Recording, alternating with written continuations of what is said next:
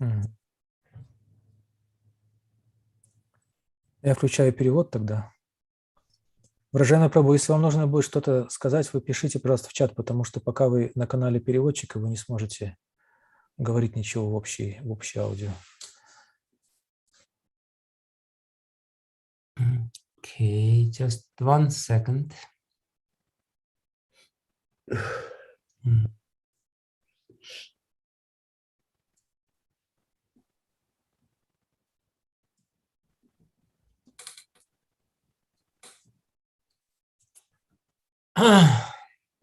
Okay.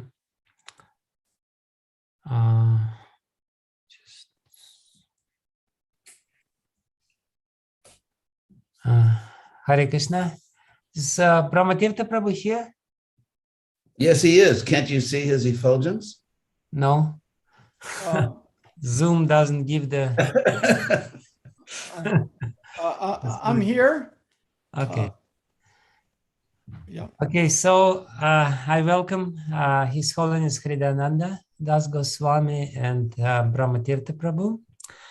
And today's topic, which Hridayananda Maharaj will describe, is a very interesting and controversial topic. We are going to speak about the history which took place or which happened immediately after Srila Prabhupada's disappearance. For 10 years, there was the period which is now called by ISKCON historians Zonal Acharya period. And there is a lot of misunderstanding regarding this period and sometimes unjust interpretations of what happened. Actually, it was a very dynamic period in ISKCON's history. There was some severe problems during these 10 years. But the most important point is that ISKCON actually went through this period, and what we are going to hear now is the description of an eyewitness and not an eyewitness, not just somebody who is standing by and watching what is going on, but the direct actor of all these sometimes very dramatic events. Hridayananda Maharaj will speak for 1 hour or maybe 1.5 hours, and then we can ask questions. But before we start, I will read a quote from Srila Prabhupada. That's a famous quote from the 4th canto of Srimad Bhagavatam, 28th chapter. Puranjana becomes a woman in the next life.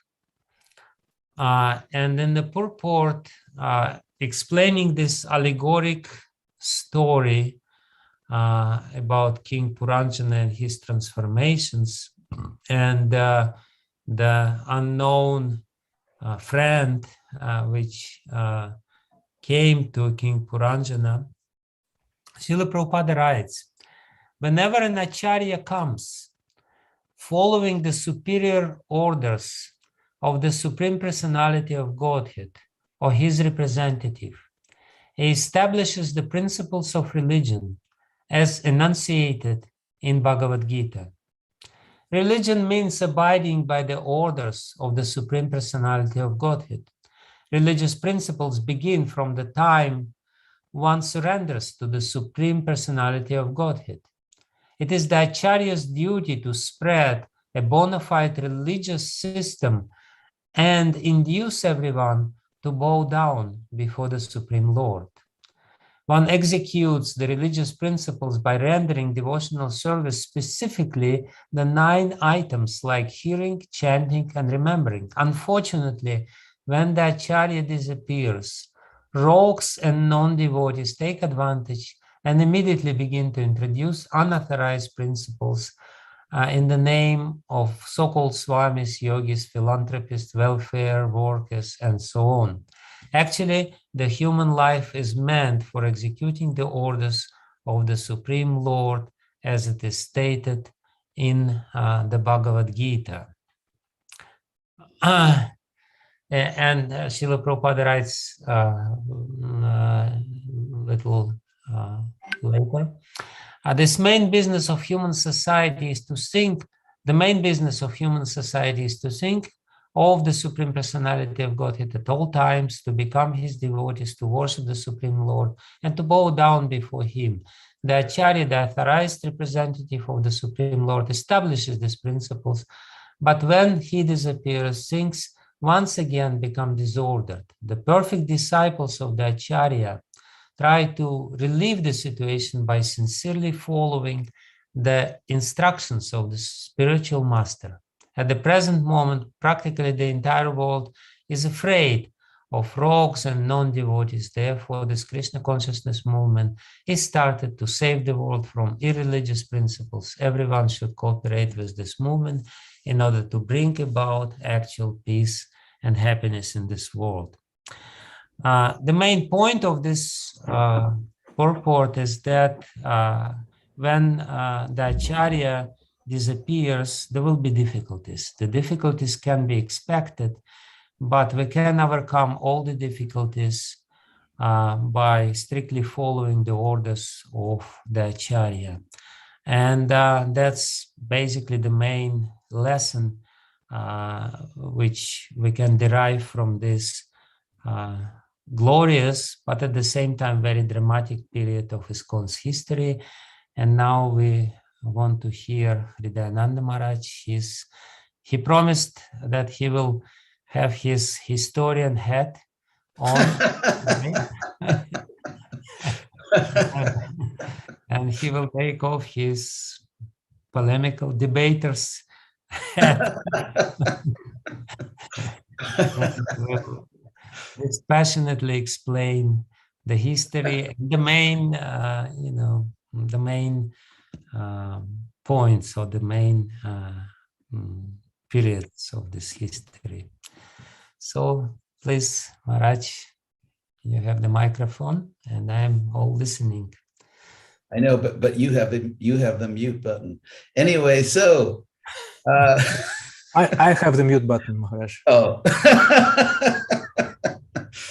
So thank you very much. As I said several days ago, it's an honor for me to speak to the Russian devotees, especially Russian leaders. Russia is obviously one of the most important countries in the world, not only materially, but also in ISKCON, in Prabhupada's movement. So I want to take you back to that time and, as the saying goes, walk you through it so that you can hopefully understand what it was like to be in that situation. So in 1977, something dramatic happened in ISKCON, and that is that Prabhupada's health declined. And almost since I joined the movement, I mean, every year, a couple of years, Prabhupada had some serious health problems. Sometimes we were told to chant, constantly for Prabhupada because he had other health problems. So the fact that his health was not excellent was something we had experienced before.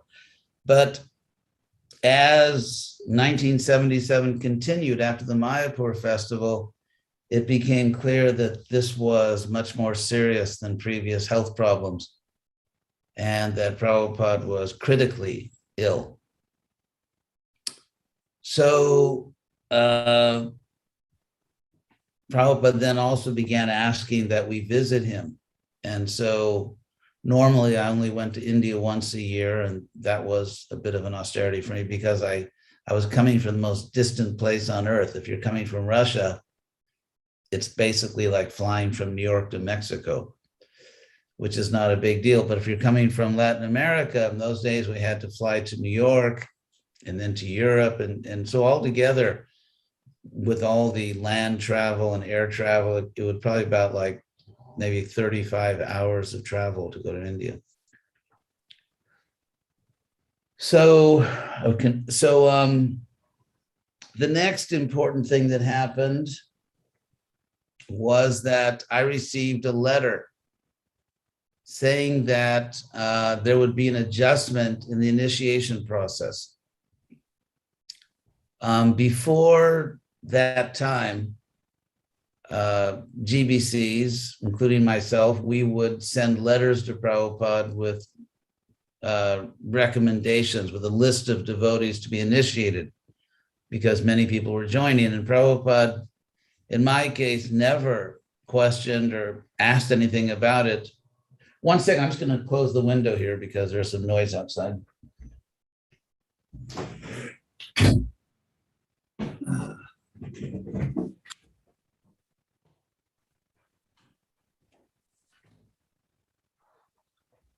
So I received a letter saying that in order to preserve Prabhupada's energy so that he could recover, instead of sending in the lists of initiates like I had done for several years, and of course Prabhupada's secretary would choose the names, which I personally saw that many times, where the secretary would come to Prabhupada and say, here are the initiates, here are the names. And unless there was something really silly about the name or ungrammatical, Prabhupada would approve.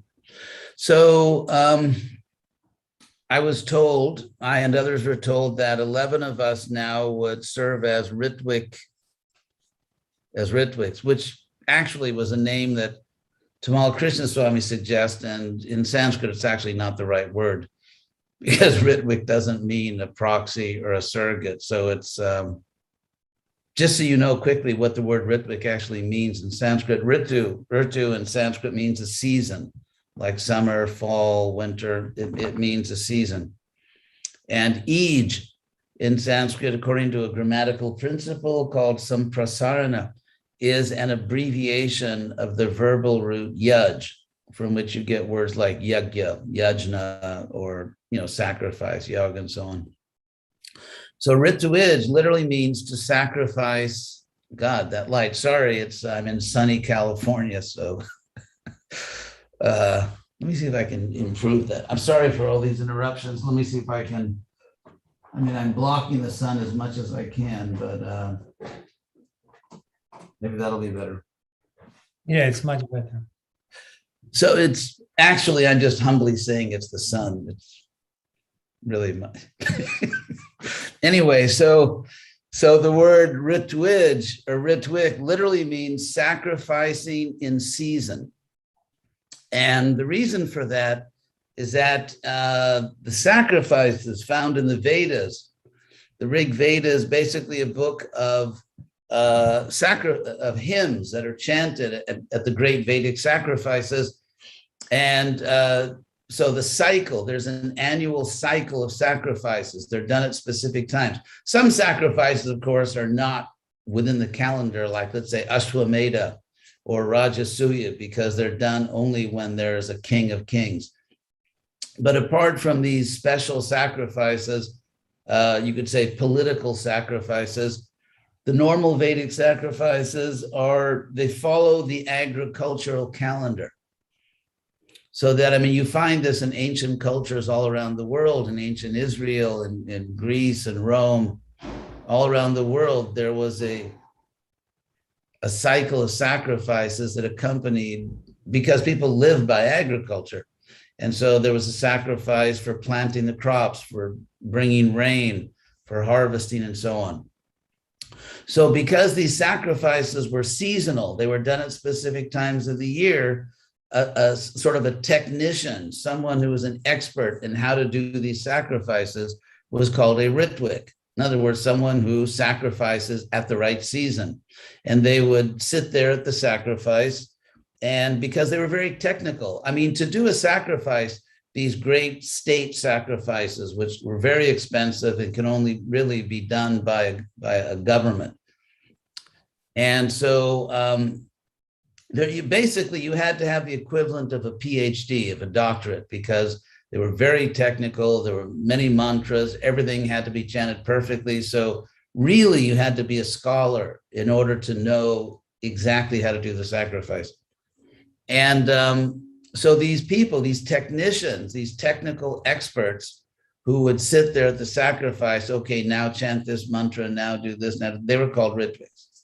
So it has nothing to, it's not a surrogate, it's not a proxy, but somehow Tamal Krishna suggested that name, and Prabhupada's health was very bad, so he didn't object to it. So anyway, so I was just told, okay, don't bother Prabhupada by sending letters with names, just, you know, you find the names, because we were helping to find names anyway. So you just do the names, and Prabhupada trusts you to initiate on his behalf. So, so I did that. And of course, we were all hoping Prabhupada would recover. Then I received another letter several months later, saying, after Prabhupada had left this world externally, saying that now I would be a guru. So a few things you have to understand about what it was like to be a Hare Krishna leader back in those days. First of all, there was no internet. I know those of you who are younger probably can't imagine how life went on without the internet. It's almost like, you know, living without indoor plumbing or something. But anyway, and in South America, because South America, the countries were poor, so we didn't even have, I mean, most temples didn't have telephones, not to speak of internet, and mail could take a month to arrive. And then if someone answered, so if you were very, very lucky and you wrote a letter to somebody outside your country, you might get an answer in 6 weeks if you were very lucky, if things were really going well. So, so we were very isolated. We were very isolated. And another thing related to that, which you may not understand about how the Hare Krishna movement operated back then, it was also very different than now, in the sense that now, for example, in Russia, there are many gurus who have disciples in Russia. There are many gurus that have disciples in India or America. And it's sort of a normal thing that, let's say, during the year, let's say a prominent place like Moscow, that many gurus will come, many sannyasis will visit, and so on. And that didn't exist back then when Prabhupada was here. That didn't exist.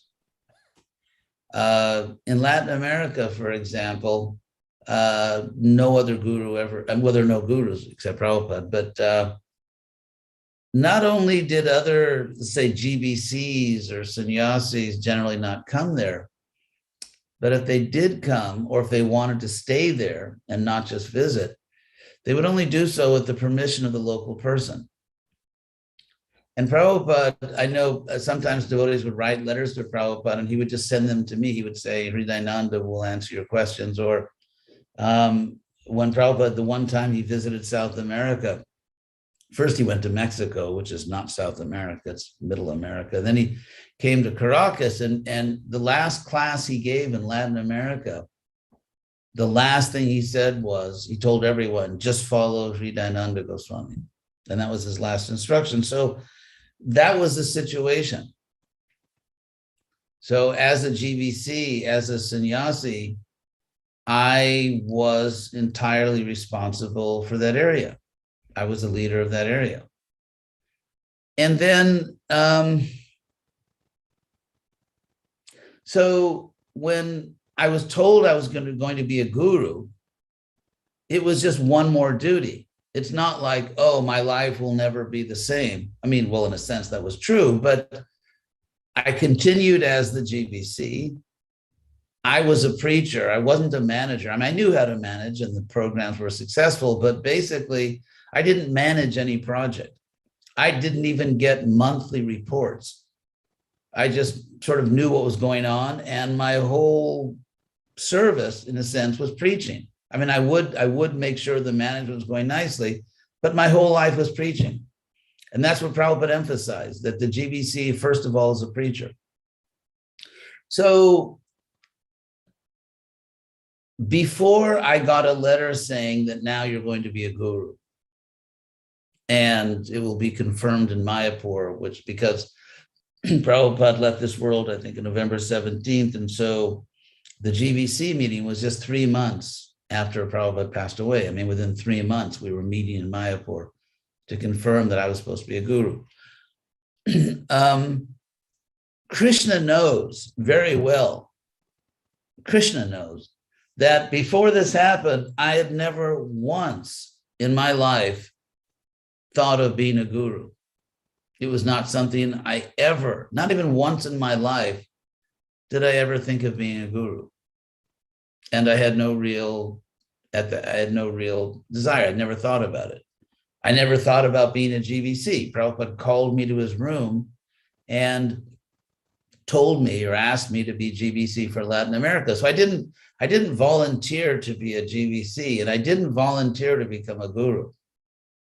And so we went to Mayapur, and the GBC voted because Prabhupada said that GBC is the ultimate managing authority. So, and we took that very seriously. So the GBC voted that I should serve as a guru. So after that meeting, I had doubts because I didn't feel qualified. I was 29 years old.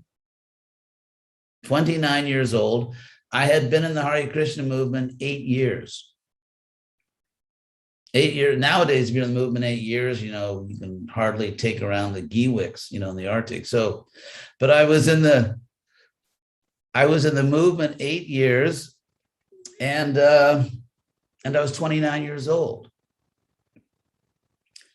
And a godbrother of mine, who was a senior godbrother, he remembers that when I flew back to New York, we were staying in the Brooklyn Temple, you know, trying to recover from the trip. And I went to his room one night and said, I don't think I'm ready to do this. And he preached to me. He preached to me, you have to do it, it's your duty. So then I spoke to the leaders in my zone in Latin America, and I told them, what if I just take a year off? What if I just, you know, for a year, maybe I'll chant like 1,000 rounds a day or something. And maybe, you know, maybe I can become Krishna conscious or something. So everyone around me, I told them, maybe, you know, can I have some time? I don't think I really want to do this now. And my godbrothers insisted that I do it. Of course, the mythological history of ISKCON is that these gurus kind of, you know, grab power. Some of them did. Some of them were ambitious, and they're no longer with us in ISKCON. So, but that was my case. Then, so Balavanta, my godbrother Balavanta, requested me to be the guru in his zone, which was the Southeast United States. It was Houston, New Orleans, Atlanta, Gainesville, and Miami. So he asked me to be the guru in his zone. So when I went to Houston, there was a temple president, Lakshmi Narayan, who was about literally twice as big as me. Brahmatirtha remembers how big Lakshmi Narayan was. And so I went into the temple room, and there was this big Vyasasana. And I thought, oh my God. Or actually, back then I probably would have said Hare Krishna. But anyway, there was this big Vyasasana. And I thought, I'm not going to sit on that. And then the temple president, who, like I said, was about twice as big as me, but generally nonviolent. But anyway, he was really big. He actually took me physically and walked me over and practically put me on the seat. And the same thing happened in the next temple, which was New Orleans. Somehow or other, I had a zone with all these larger than average temple presidents. So in New Orleans, temple president was Brikodara, that Bhaktivinoda may remember, Brikodara. And Same thing, big guy. Before he joined the movement, he was a professional boxer. I mean, not that he was threatening me, but they had this big Vyasasana, and he took me over and put me on the seat. So the mythological history is that, we all were just ambitious and had these big seats built for ourselves, which in my case, I never instructed anyone, build a big seat for me. So another historical fact is that exactly how to worship the guru, for example, should a disciple of Prabhupada have a Vyasasana in the temple, which in ISKCON now would be like killing a cow or something. But back then, no one knew, should we have a Vyasasana in the temple, or should it be somewhere else, or how big should it be? Those are details. There are no Shastric injunctions. There's no Shastric injunction about that. It's just a detail. Now, there are a couple other facts here that I always joke that my godbrother, Radhanath Swami, of course, an excellent devotee, but he wrote that book, The Journey Home. I always say that I never could have written that book, The Journey Home, because when I was young, I had absolutely no interest in Indian gurus. Actually, even Prabhupada had no interest in Indian gurus, and his godbrother had to drag him to see Bhaktisiddhanta, but I had no interest at all. I had no interest, particularly in India. I was interested in spiritual knowledge, and when I read Prabhupada's abridged Bhagavad Gita, it changed my life. So I was interested in Krishna, but not India. I just had no interest. And so in terms of how do I do this? How should I, in terms of external ceremony, in terms of worship and all that, how do I do this? Now, in my case, there was only one guru that I ever took seriously in my life, and that was Prabhupada. As far as let's say gurus that weren't even Vaishnavas, I mean, to me, they were just, like Prabhupada said, they were just bogus. They were just people who were giving false or incomplete knowledge. So I certainly wasn't going to follow them.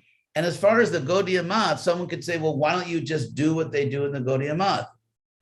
There were two problems with that. Number one, the Гаудиа Math self-destructed. So whatever they did, they destroyed themselves. They destroyed their institution. So clearly the Гаудиа Math, plus another point is that Prabhupada had always told me not to associate with the Гаудиа Math. Even when I was at GBC, Prabhupada told me, do not associate with them. Because sometimes they would criticize Prabhupada, sometimes they would say strange things. So anyway, there are many stories about that where Prabhupada personally instructed me because of different things that happened. So the only bona fide guru that I took seriously, that I felt I could follow, was Prabhupada. And Prabhupada constantly told us, do not change anything, just do what I'm doing. So here I am, 29 years old, 8 years in the movement, and no, I knew very little and was not at all interested in exactly how they do things in India. And no instructions from Prabhupada, no details, no Shastric instructions. What does Shastra say about the details of being guru? Very little. Krishna says in the Bhagavad Gita, Acharya Upasanam, one should honor a spiritual teacher or worship as, how do you do that? What are the so there was nothing.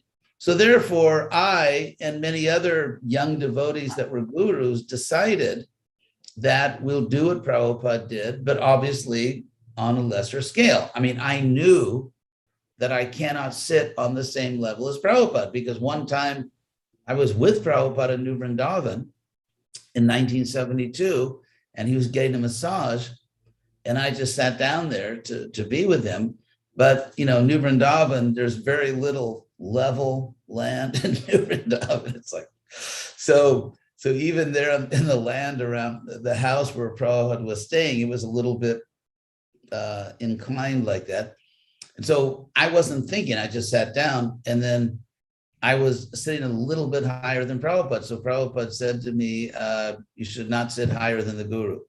So of course I immediately went lower, but again, so I knew, I mean, it was obvious, you'd have to be a complete idiot not to understand that you can't sit.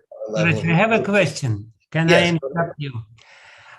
We know that before Prabhupada's departure, like in May of 77 or during summer, GBC would inquire Srila Prabhupada, in particular Tamal Krishna Maharaj, about how the succession or initiating process will happen or will take place after his departure.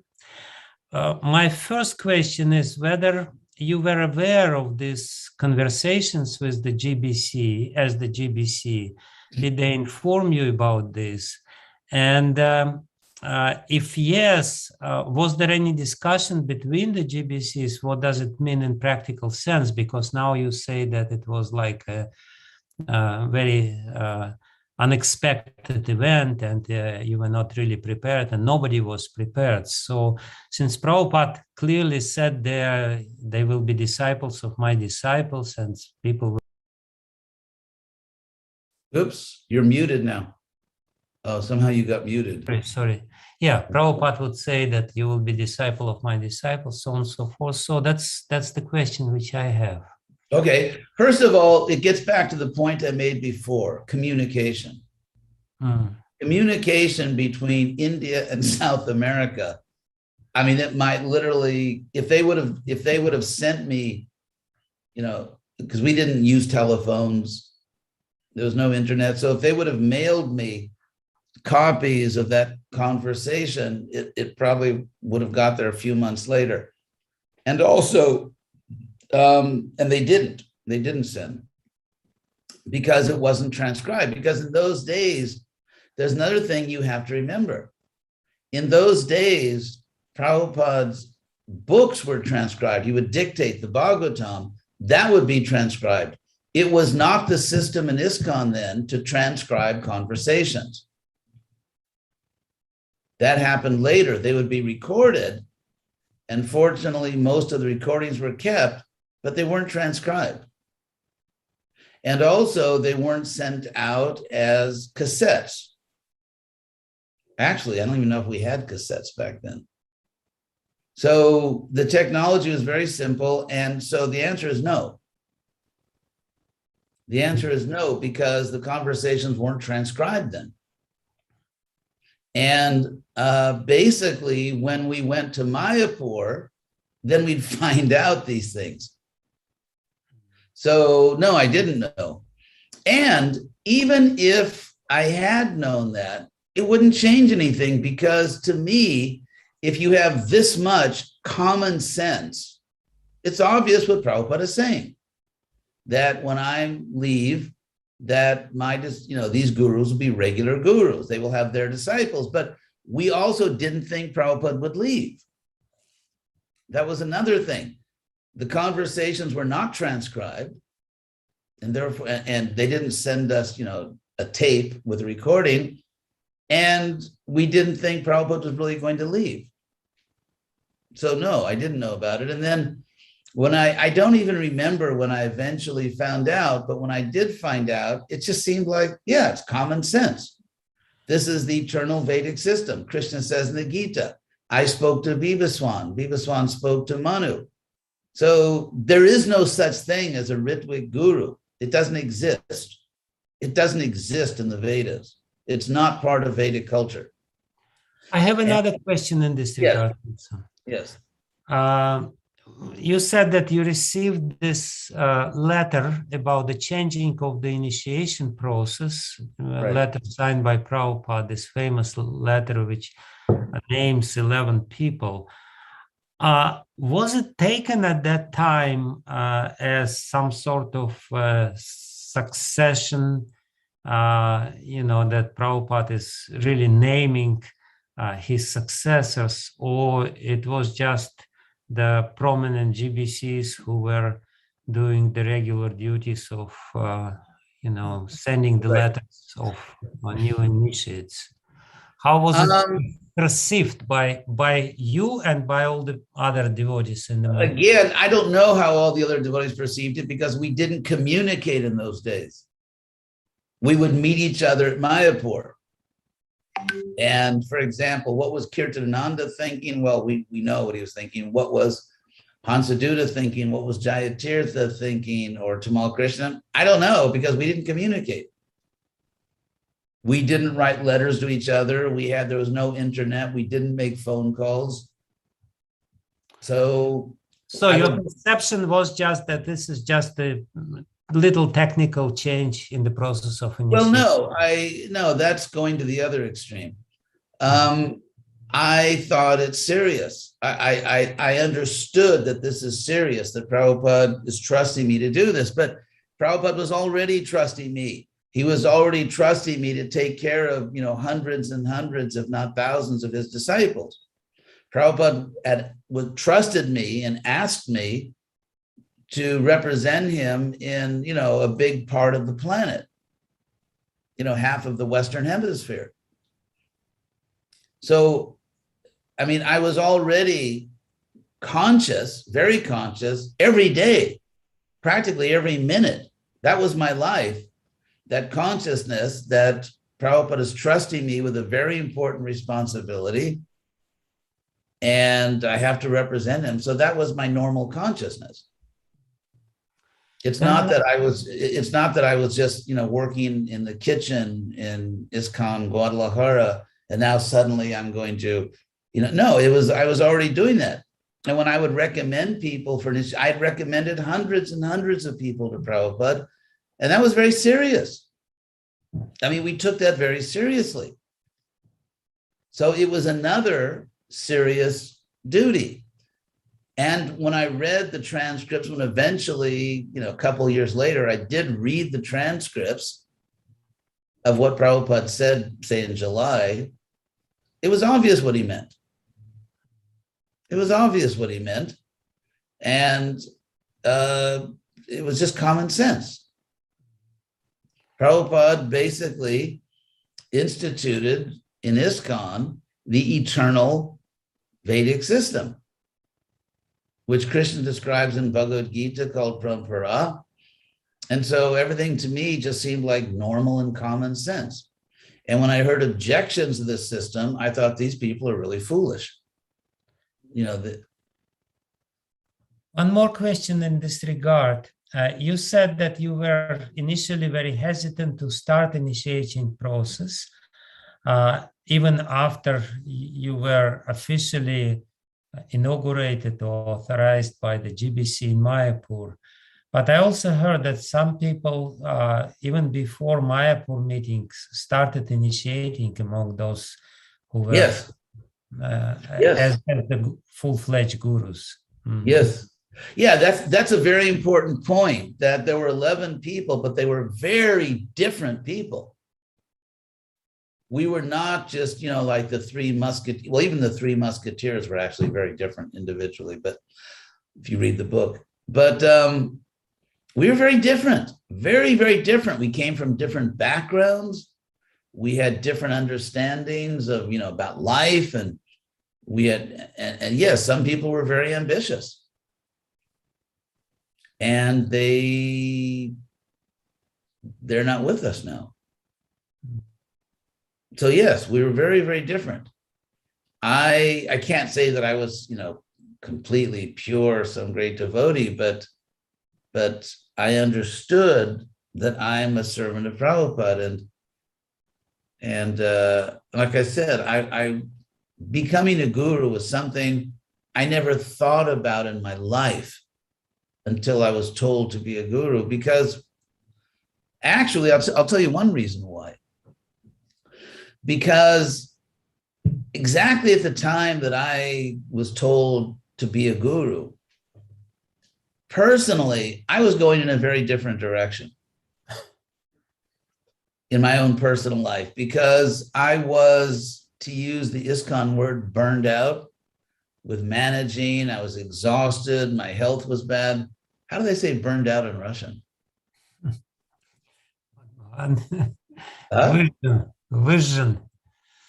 Vision. So actually, my dream at that time was to go back to college. I wanted to be a scholar.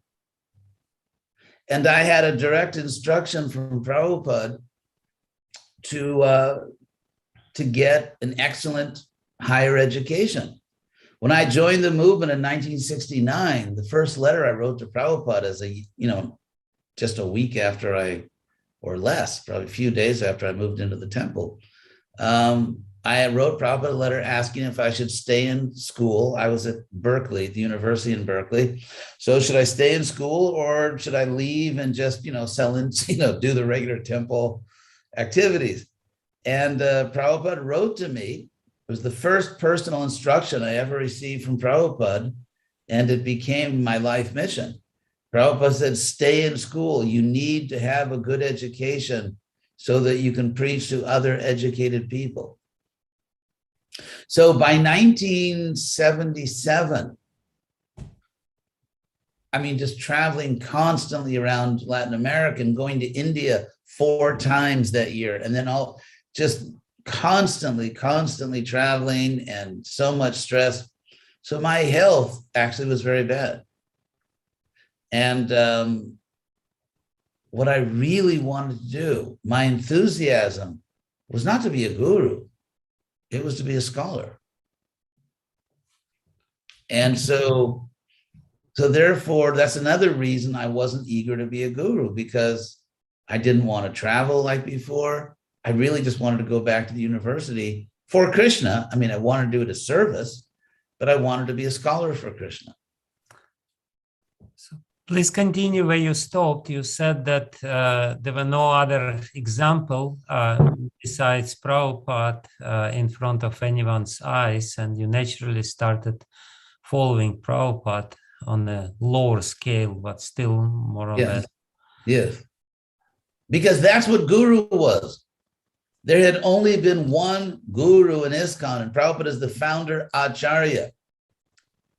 So when we accepted a certain level of honor, the word puja can be worship, but it also just means honor. Like, for example, in Sanskrit, if you were saying honor your father and mother, that would be puja. So I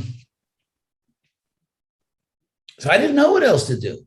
I had absolutely no idea how to be a guru except by following Prabhupada, who was the founder, Acharya. And I had absolutely no other idea. I wasn't going to invent something. Prabhupada would get very angry if you just invented something. And so, and in doing things the way it was done at that time, it did not violate any Shastric injunction. It did not violate any direct instruction from Prabhupada. It was not sinful. And so therefore, to say that it was wrong or it was bad, how can something be wrong and bad if it's not forbidden by Shastra and it doesn't go against Prabhupada's instructions? It turned out to be impractical for the reason that, many of the gurus were it was too much for them. And then they fell down from that position, but it wasn't against Guru, Sadhu, and Shastra. One more question. We all know that in this initial period, some of the GBC members went over to Prabhupada's godbrother, very prominent and very scholarly, and took advice from him. When did it take place? Did it take place during Mayapur meetings? First of all, that guru was certainly, in one sense, learned, not a not in the academic sense. Prabhupada had said that when I'm gone, if you have some questions, and he was really talking about detailed things, like how to do the funeral ceremony, or just technically said, you can consult with, some of my godbrothers. And Sridhar Swami was a friend of ISKCON. He sincerely wanted to help ISKCON. He wasn't a bad person, but he didn't really understand some things that Bhaktisiddhanta taught about practical matters. And the authority for my statement is Prabhupada himself. Prabhupada said this, more than once. We have it in writing. Prabhupada wrote a letter. He says these things. And so Sridhar Swami was very much, you could say, attached to or believed in very strongly, not the GBC system that Prabhupada gave, but the Acharya system, in which after one Acharya goes, then you choose another Acharya, which is obviously not at all what Prabhupada wanted. In fact, Prabhupada used to teach all the time that this wrong decision destroyed the Gaudiya Math as a unified institution, and that Bhaktisiddhanta wanted his disciples to work together to form a group like the GVC, but without authority, they did something else. And one of the leaders of that something else was Sridhar Swami. And so the GBC sent a small group. I think it was Satsarupa, it was maybe Kirtananda, Bhagavan, I can't remember, but I know Satsarupa went. And so as we always would say in those days, to cross the river, to Navadvip, to Sridhar's ashram. And so they went there and they interviewed him. And we have a transcription of that. We have a recording and a transcription. And Sridhar Swami explicitly, directly says that the guru is above the GBC. And this is, see, you have to understand something else. For Sridhar Swami, it seems, the fact that the Gaudiya Math disintegrated was not a problem. That was a good thing. Because that way, every guru could have his own institution. So as far as I know, Sridhar Swami never stated that the disintegration, the collapse of the Gaudiya Math as a united institution, Sridhar Swami never said that was a problem or that was bad. He probably thought that was nice. Whoops, trying to reduce the light. What can you do? If someone's self-effulgent, it's hard to, that was a joke. So you can read the transcript. It's very clear. And obviously people who are loyal to Sridhar Swami try to say, no, he didn't really say that, but he did say it, and he said it over and over again. And he said it in very simple, clear English. And you can say the sun is the moon and up is down, but that's not the fact. So now, so how did that, GBC decision was based on his advice, basically. well, to a limited extent. That's another point that needs to be discussed. ISKCON, the GBC, never adopted the idea that the gurus are above the GBC, and I can prove that by giving historical examples, which I will do now. But the one thing that did influence us, because I remember sitting in the room and Satsarupa, he was always like the secretary. So Satsarupa took notes, and then he read his notes. So he told us, this is what Sridhar Swami said. And of course, at that point, we didn't have a transcription. But he said that every guru should have a place where the disciple can have the guru exclusively. In other words, Sridhar Swami believed that in order for a guru to have the necessary conditions to train a disciple, so that there should be some place where that there's just that guru. And actually, Prabhupada said, I read in a letter, Prabhupada said that one good spiritual leader, Krishna conscious person is enough to save a particular area. But in any case, also because ISKCON already operated that way. And so in those days, for the GBC to say, okay, every guru can go everywhere, especially when the only guru we'd ever known, most of us, was Prabhupada. And for us, the guru was this, powerful figure with great authority. And so to have all these leaders, all these powerful leaders just going everywhere was just chaos. It would have been chaos. And ISKCON, like I said, didn't operate that way. But apart from that, I mean, the GBC also formed an Acharya board. Now, what was the Acharya board? The idea was that for expanding the number of gurus or making new gurus, that basically it was a GBC committee. It was never above the GBC. It never replaced the GBC. It's just like there is a deity worship committee, or there's a fundraising committee, and so on. And so the idea was that because the gurus are the ones who are going to have all this experience, they are the most qualified persons to decide, who should be a guru or to make new gurus. To me, it's just like saying that pujaris should decide the rules for deity worship in ISKCON, because they're the ones who are actually doing it. Or to say that, people who are doing food for life programs should decide ISKCON's policies about food for life. So to me, that's what it was. Now, in fact, this Acharya board, as it was called, never really did anything. And I'll explain why. Because that Acharya board, I believe, was, and so again, people are not trained historians and they don't really care so much about the facts. A lot of people, they just like to tell stories.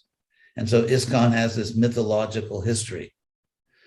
The fact is that for the first year, the gurus began with GBC authority. So whether Prabhupada meant this or that, the fact is Prabhupada gave ultimate managing authority for all of ISKCON to the GBC, and the GBC voted that these people should be gurus. So did Prabhupada want them to be gurus? Yes, obviously. But in any case, were they bona fide anyway? Yes, because the GBC voted that. And that was the ultimate authority that Prabhupada left. But so the first year, let's say 1979, we didn't make new gurus for the simple reason that we were still trying to understand that. And it seemed intelligent, and I think it was intelligent, not to expand something that you are still learning about. You're still trying to understand it. So first understand it, make sure you get it right, and then you can expand it.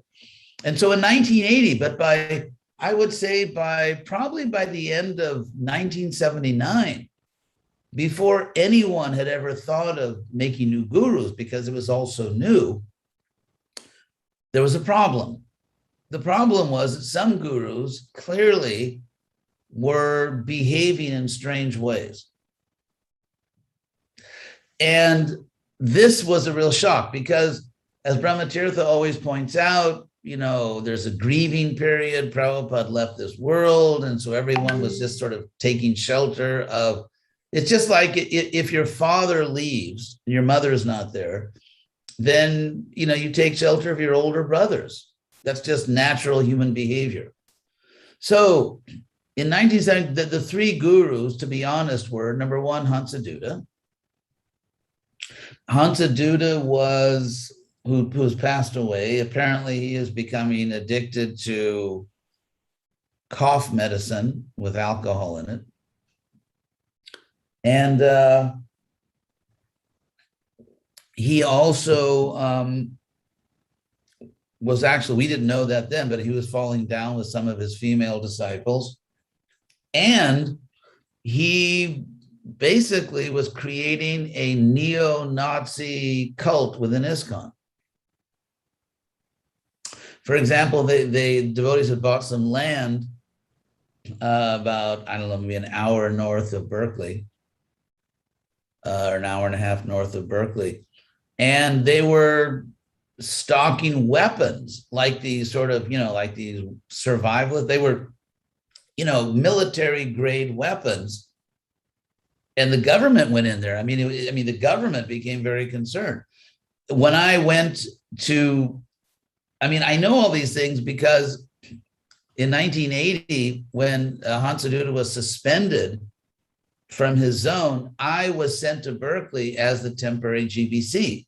So I was there. And there was a little guest reception room in the Berkeley Temple with a table. And on the table was Mein Kampf, Hitler's little autobiography in which he, describes his plans to spread Krishna consciousness. So, so you have Mein Kampf in the guest area. They're buying all these military weapons. Hansaduta is, so it was a problem. Then there was Jayatirtha. Poor Jayatirtha. Anyway, he who before Jayatirtha joined the Hare Krishna movement, he was one of the leaders in the movement of Timothy Leary, who started the whole LSD movement. Mm-hmm. And so Jayatirtha, as a guru, big guru and this big seat in the Bhaktivedanta manor, he had gone back to LSD. And he would sit on the Vyasasana in Bhaktivedanta manor, this like beautiful temple with these, very opulent seats and everything. And he would have a disciple come to him. Jayatirtha liked nice things. He was like, he had very high taste in terms of clothes, there would be a little silver dish, and on it was a little silver pitcher, to pour things. And then he would take a silver spoon and he would take this. So everyone thought it was some kind of medicine. It was actually LSD. It was pure LSD. And so that was I guess you could say, the psychedelic period of the Hare Krishna movement. And so when he took this LSD, he would go crazy. He would start shrieking, screaming, and crying, and rolling off the Vyasasana. So some people thought he's gone crazy. And other people thought, no, he's the first Prabhupada disciple who's experiencing the ecstasies described in the Bhakti Rasamrita Sindhu. He's the first one that is actually experiencing all these ecstatic symptoms.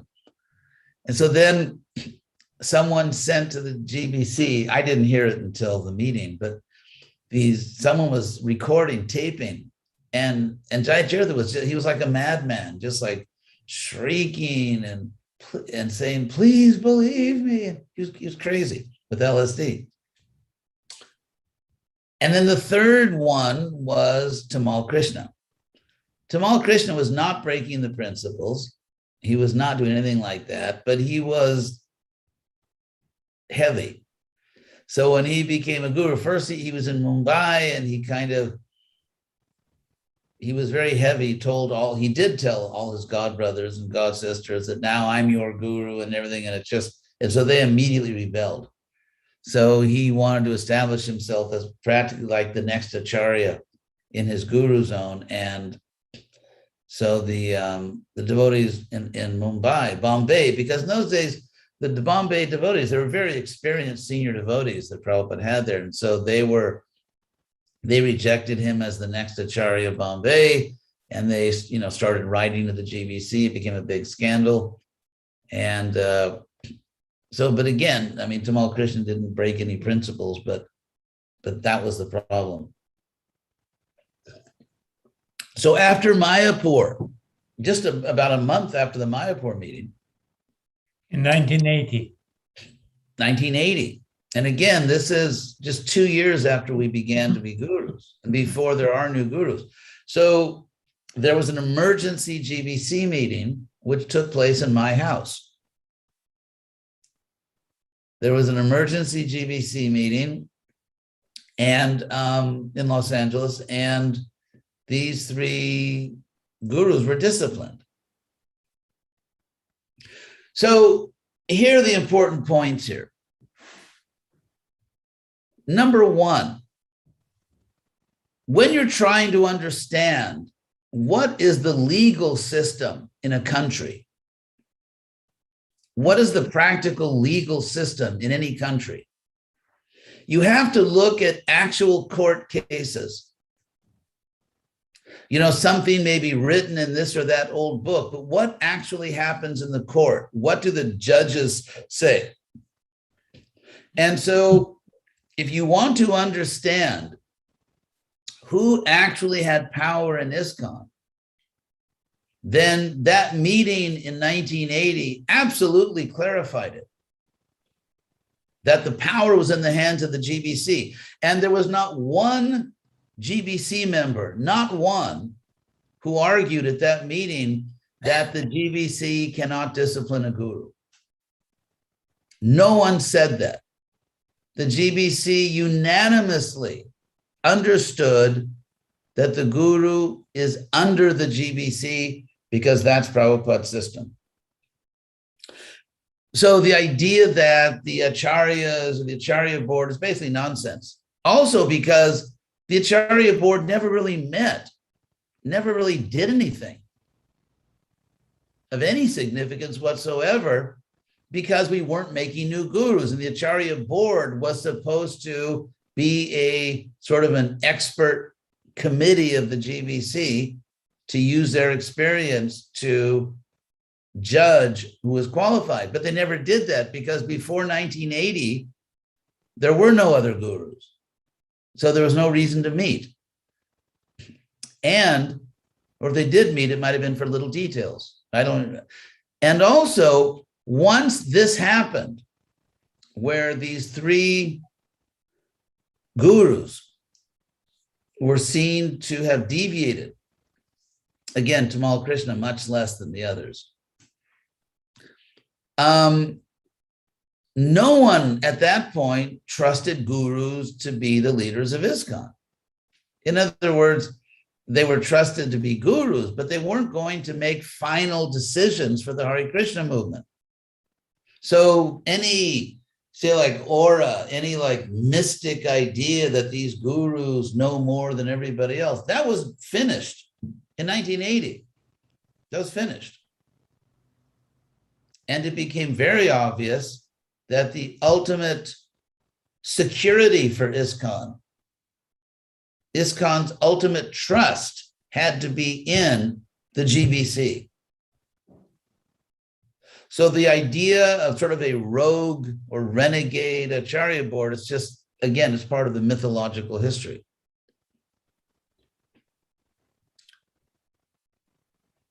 So besides this dark side, can you describe what was the mood still? And also, it's very interesting what you said is that after this first problems with these 3 prominent gurus, devotees kind of were more realistic about them. So how was it taken by the rank and file devotees? Was it a shock, or they just continued as if nothing happened? So, you know, first, what was the mood? What was the mood during this period, initial period after Prabhupada's disappearance? Right. And, well, first of all, it was, again, it wasn't like nowadays. It's not like you go on the internet and you find 10,000 different opinions, you know, many of them coming from barbarians with tilak. You know, it wasn't like that then. And so as far as the rank and file devotees, I think, at least my disciples, what they would tell me, Well, actually, they reacted differently. People are different. I would say most of the disciples were grateful that I wasn't crazy. They were just like, thank God our guru didn't do these things. I would say disciples who had some envy, they took advantage of this. And I would say especially there were people, I think not very wise, but actually it was these fall downs that first began the idea that in the Гаудиа Math, they have much older gurus and they're senior, they're not going to fall down. They've been in the Hare Krishna movement, 50 years. And so some people, I mean, now that I'm thinking, yes, there was a group of devotees, not the majority, who began to think that you can't trust Western gurus. We should go to the Гаудиа Math. And of course, these people were either ignorant or they were just consciously ignoring everything Prabhupada said. It's exactly what Prabhupada did not want. And so all the problems in the Гаудиа Math, of course, were just ignored. And to me, it's like if a devotee is elderly and has an Indian body, then he must be a pure devotee. And I mean, because it was so obvious that a number of these Гаудиа Math gurus, I don't want to offend them, but in many ways, they were different from Prabhupada. In many ways, they disagreed with Prabhupada. In many ways, they had participated in activities that destroyed the Гаудиа Math as a unified institution. All that didn't matter to these people. They're elderly, they have Indian bodies, and therefore they're pure devotees. And so, yeah, that's what, and also because of these disciplined gurus, actually two of the three gurus that were disciplined went to Sridhar Swami, Jayatirtha and Hansaduta. So, that became a problem. They were seeking his support. Well, yeah, they wanted to use him as a weapon against ISKCON. I don't blame Sridhar Swami, but they used him like, okay, we were humiliated, but now we're better than you because everyone in ISKCON has these unqualified Western gurus, as if there were a bodily qualification to be a guru. It's very much bodily consciousness. It's basically racism.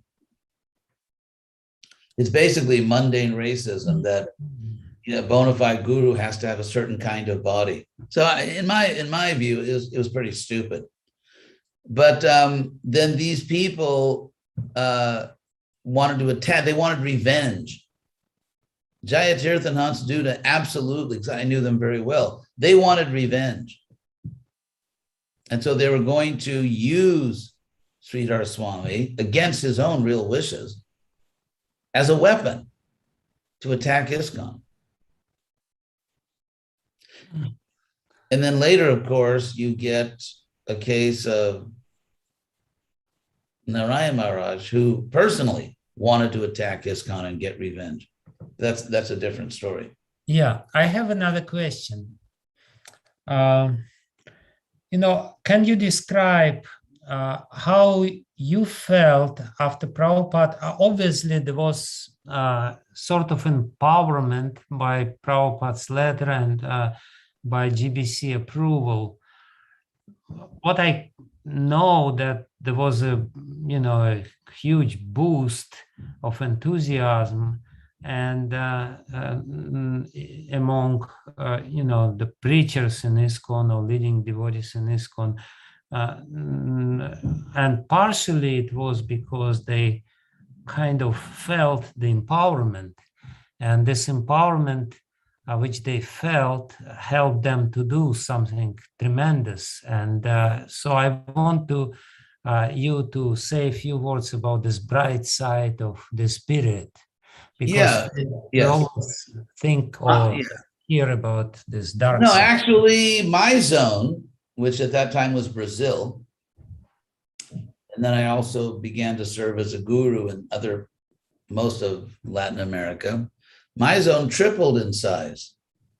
It was a real Hare Krishna explosion. And we made hundreds and hundreds and hundreds of devotees, almost like Russia. You know, we made so many devotees.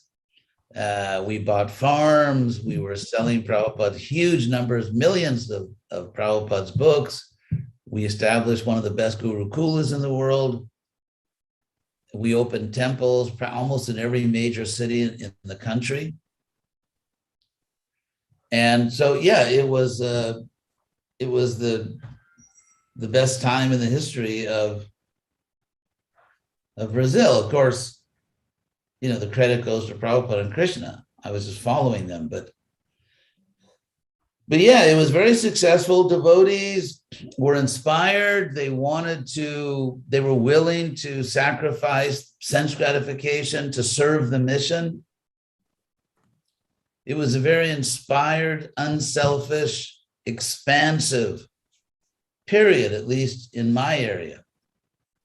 What was happening in other areas of his yes. Yes. Yeah, in many areas, actually. In many areas, the movement was doing very well. It was growing. The movement was growing. And then, then when some gurus fell down, it kind of went to the other extreme. And people, when they had that guru reform movement, I remember, I mean, clearly something had to be done, but I kept telling these people, leaders of this reform, I kept telling them, you're going to cause a lot of damage. You're not doing this the right way because it's too passionate, it's too much friends and enemies, it's self-righteous instead of righteous. Not everyone, I mean, some people, but, and it happened. What I predicted would happen did happen. And ISKCON in the West has still not recovered. It's still not recovered.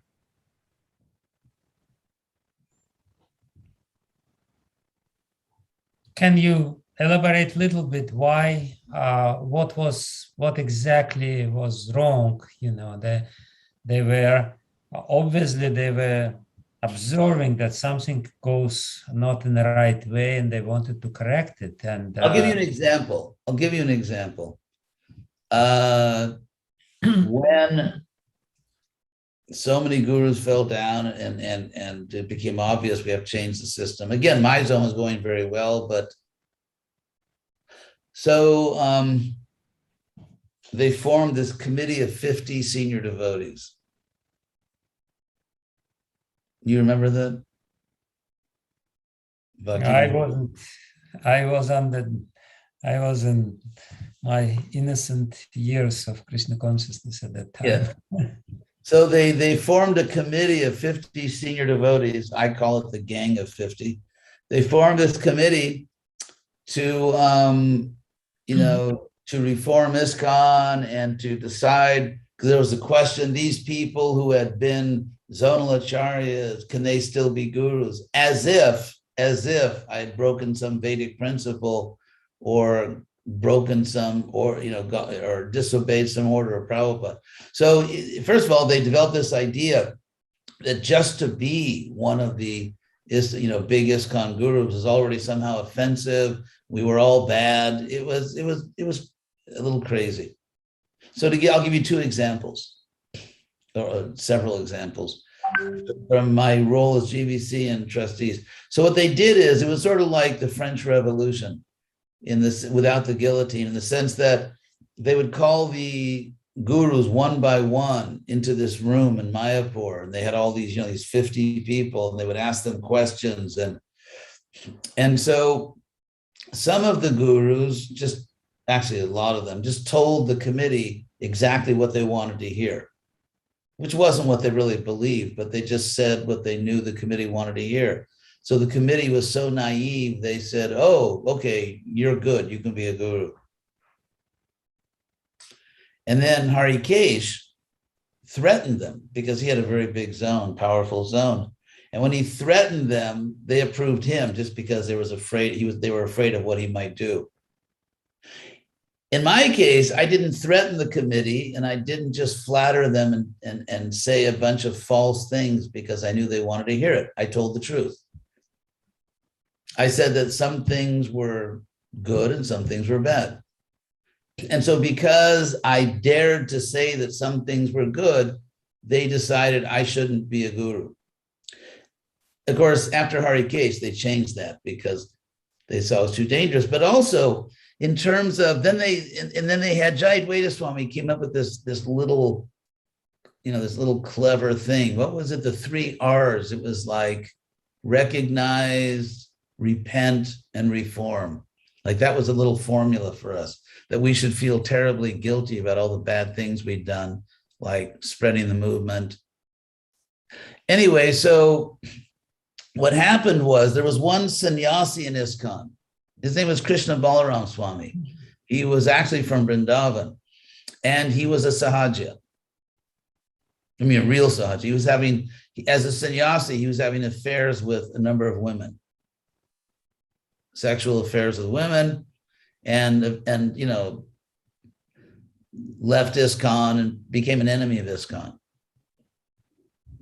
So he had been in my zone in Miami, and he told the committee that I was, all these bad things about me, which weren't true. So there was no fact checking. There was no attempt to hear the other side. There was no justice. There was no proper process where, okay, here's an accusation. Where's the evidence? Are there witnesses on the other side? In other words, there was nothing like justice. Nothing. It was like the worst banana republic dictatorship. So based on the testimony of someone who was actually a sahaja and then became an enemy of ISKCON, and without interviewing one person, like Brahmatirtha, for example, who was very, very qualified to give the other side. He knew everything. Brahmatirtha, as Rameshwar used to say, was like my clone, and so, I mean, Brahmatirtha knew everything. He wasn't interviewed. And so in other words, it was just a complete absurdity, nothing like justice. If anyone had something bad to say, it was true. And if anyone had something good to say, they didn't want to hear it. And so another absurdity was that they had one rectification for everyone. That is, all these fallen gurus should go on padayatra. Because one of the things that this sahaja, so-called sannyasi told them was that I was really into opulence. I lived in a manufactured home that Brahmatirtha kindly bought for me, which in America is lower middle class. Anyway, so they said I was too attached to opulence. So therefore, without any investigation, they just knew that I was too attached to opulence. So to purify me, I should go on padayatra.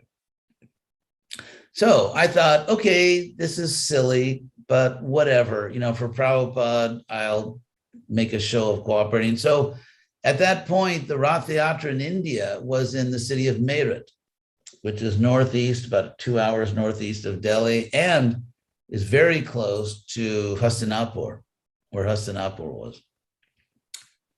So I went there, and it was ecstatic. Actually, it was incredibly. They're having this like what they call Shobha Yatra. It's sort of like Rath Yatra, but it's not the Jagannath festival. They do this big fest, and it was very ecstatic. So I went there. The devotees were worshiping me more than in my zone. more than in my zone. And then the devotee said, okay, this is where you will stay, because I didn't know anything about India, you know, it's like, just tell me what to do. So they put me in a marble palace. They put me in a marble palace that belonged to a very rich life member. And I woke up early in the morning, you know, chant my rounds. I was walking on the veranda to chant my rounds, and the wife of the owner of the house, who was an attractive lady and not that old, and she was just walking around in her, what do you call it, bathrobe, you know, brushing her long hair and, you know, greeting me. And I thought, this is too austere. You know, marble palace, lady walking around in a bathrobe, brushing her hair. This is too much austerity for me. So I left. I went back to my zone.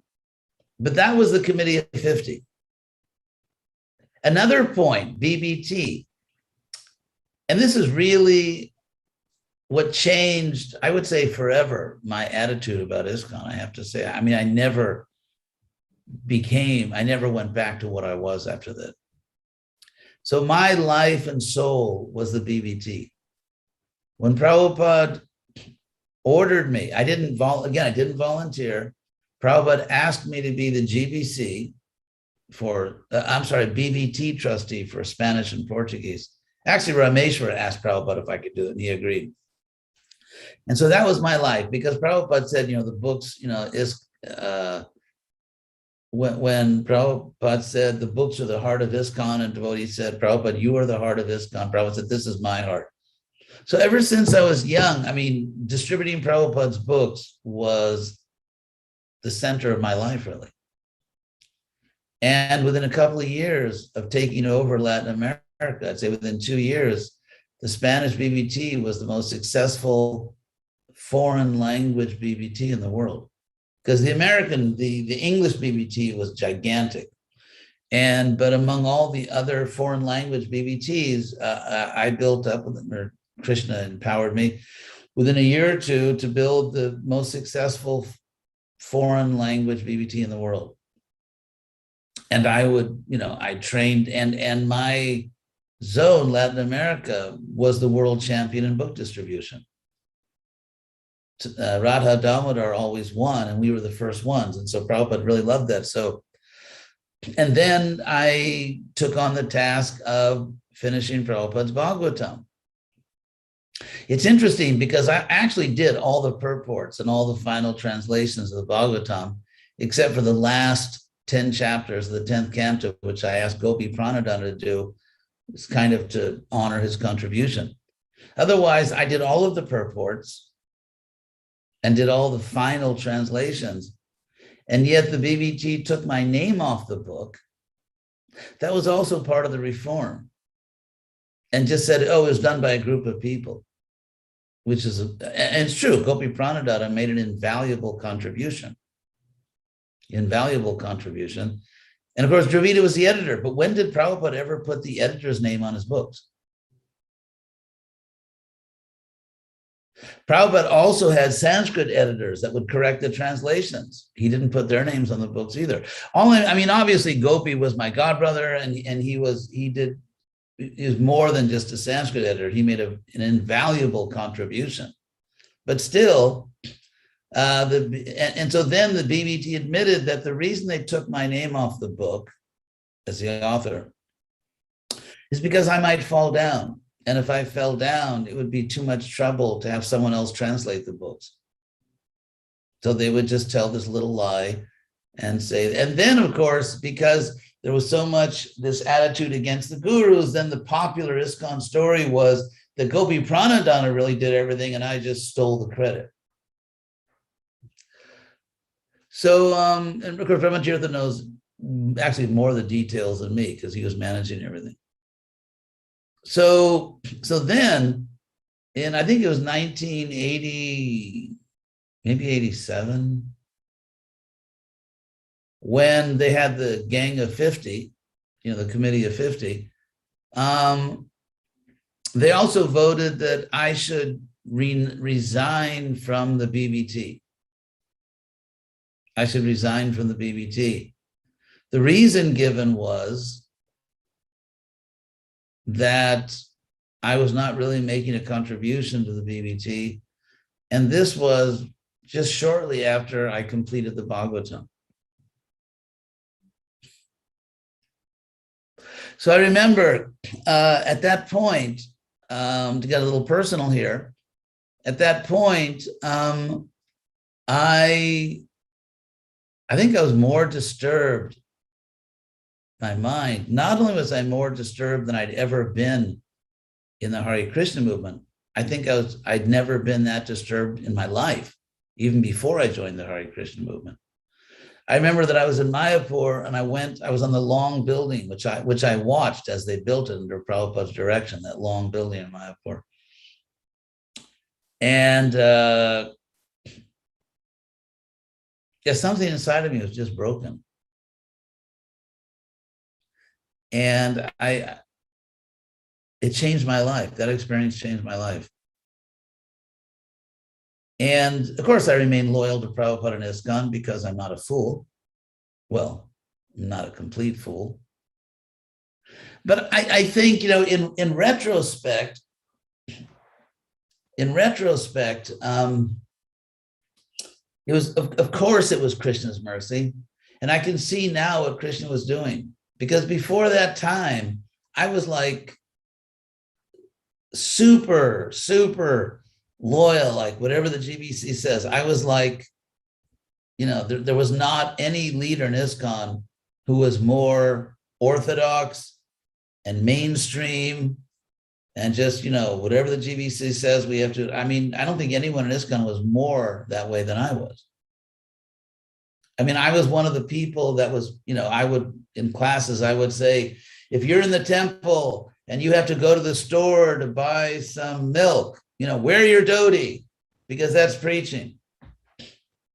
Actually, Bhaktivedanta, he may be very happy to hear this, but actually, I was like, as they say in English, a real straight arrow. I was Mr. Dhoti. And Mr. Dhoti and everything. And it's interesting because if you talk about mental health, if we go for a moment into psychology, Krishna says in the Bhagavad Gita that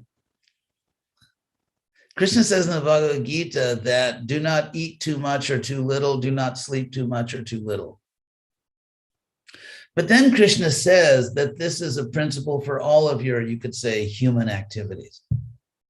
And so just as we have certain physical needs, such as, sleeping enough or eating enough, we also have psychological needs. We have emotional needs. And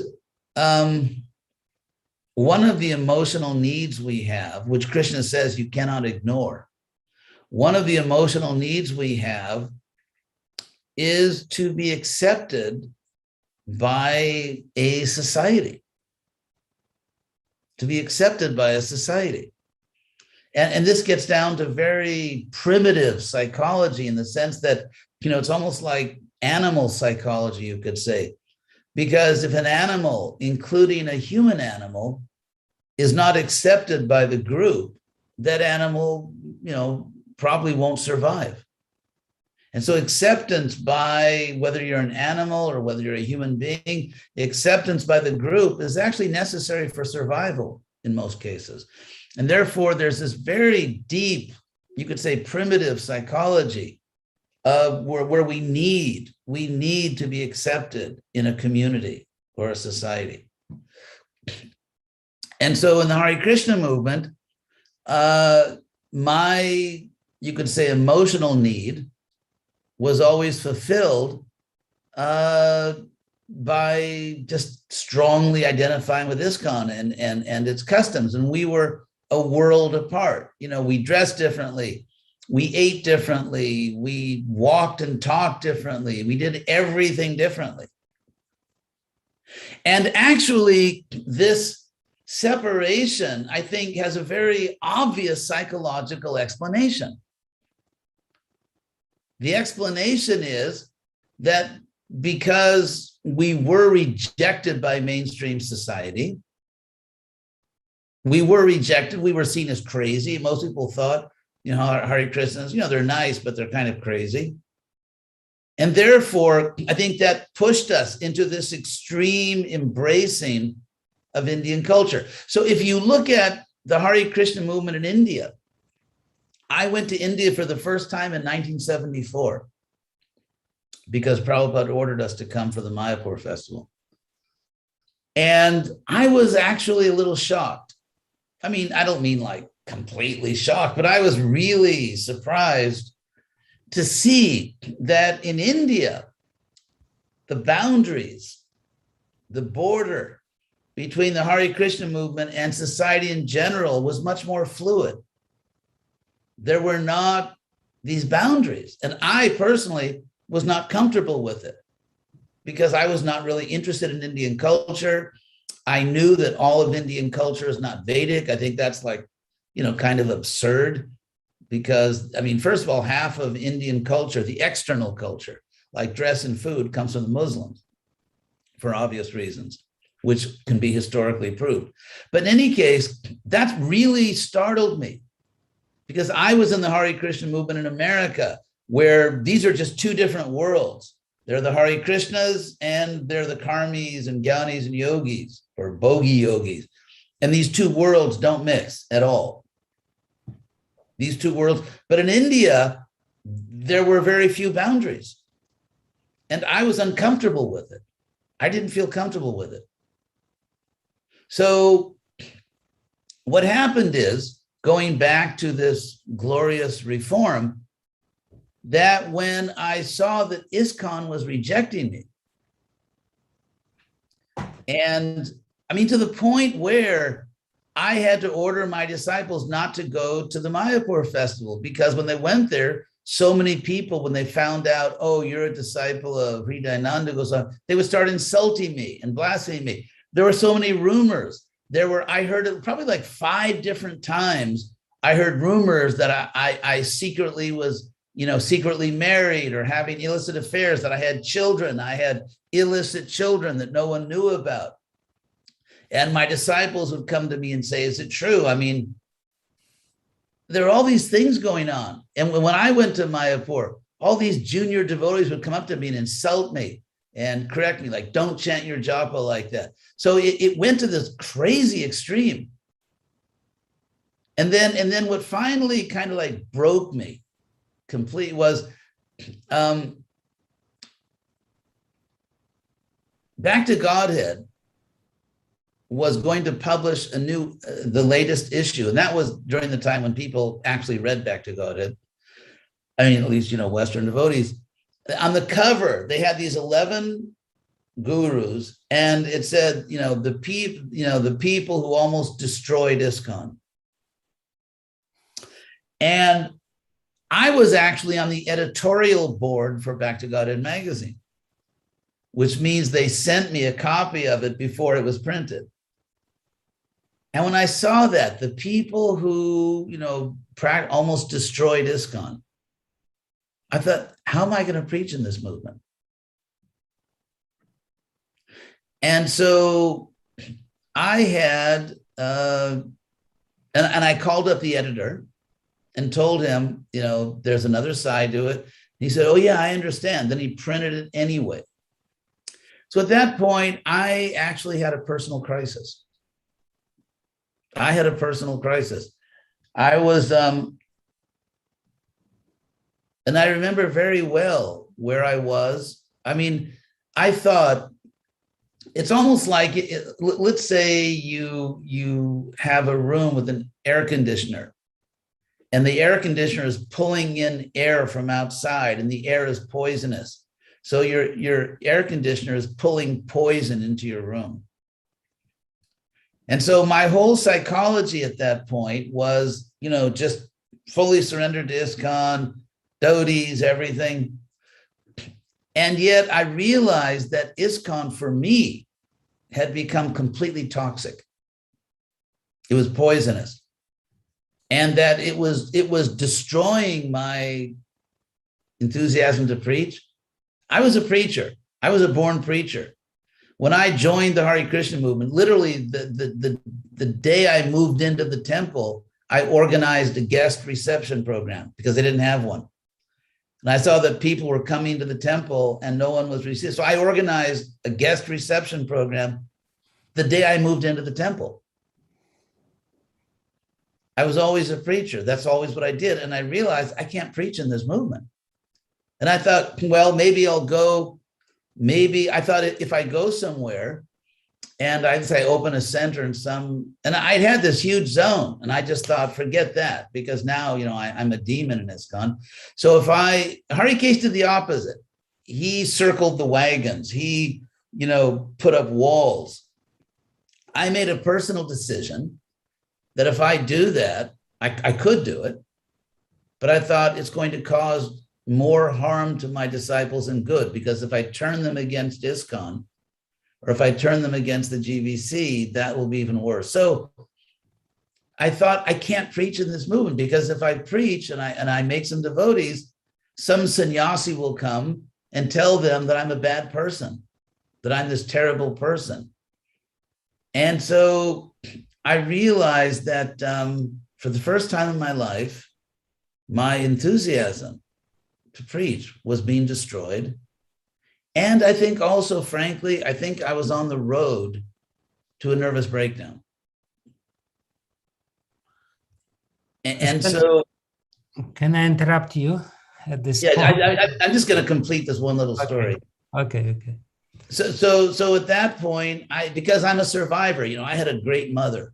And if you have a great mother, it means you survive. Somehow you survive. And so I realized that I had to change my life. And so I made a vow to Krishna that I will not allow anyone to abuse me. I will not allow anyone to do this to me. But the psychological effect of this was that ISKCON no longer was, I was still a member of ISKCON, but ISKCON was no longer giving me my basic human need to be part of a society, because I was practically like a demon in ISKCON. And so therefore, emotionally, you can't live like that. And at the same time, and then Krishna, I'll just tell the story very quickly because I think it's interesting. Krishna is so wonderful. Krishna is so wonderful that it's just like if you have a child and you see your child being treated unfairly, you give more love to your child.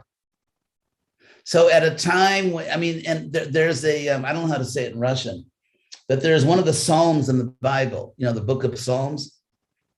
And there's one which I love. It's so beautiful that the Lord is my shepherd, I shall not want. And so he like spreads a feast before me in the presence of my enemies. So when everyone was attacking me like that, Krishna began to shower all kinds of blessings on me.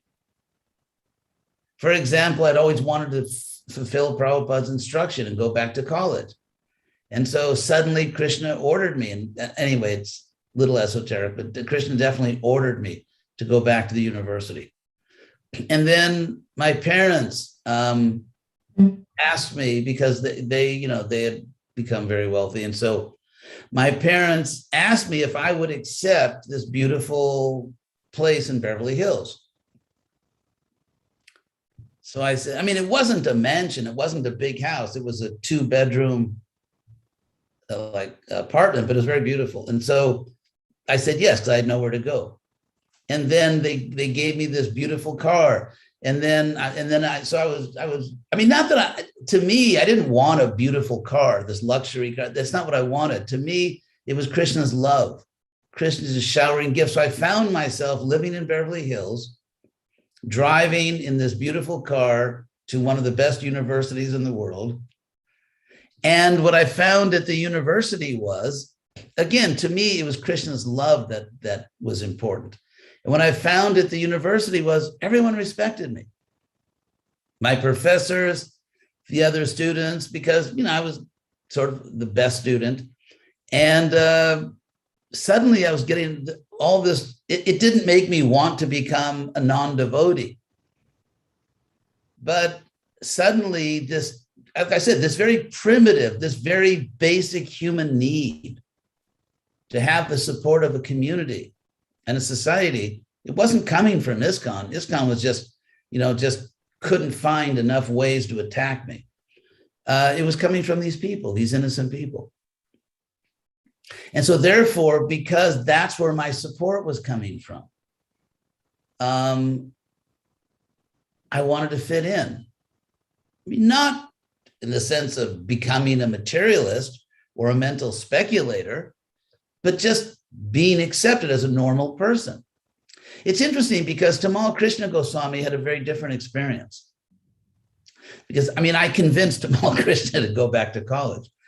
And he was a great devotee. And so when we were talking, like, what university do you want to go to?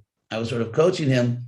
And he said, he was very strong on the point, I want to go to Dallas because that's where my spiritual family is. That's where my community is.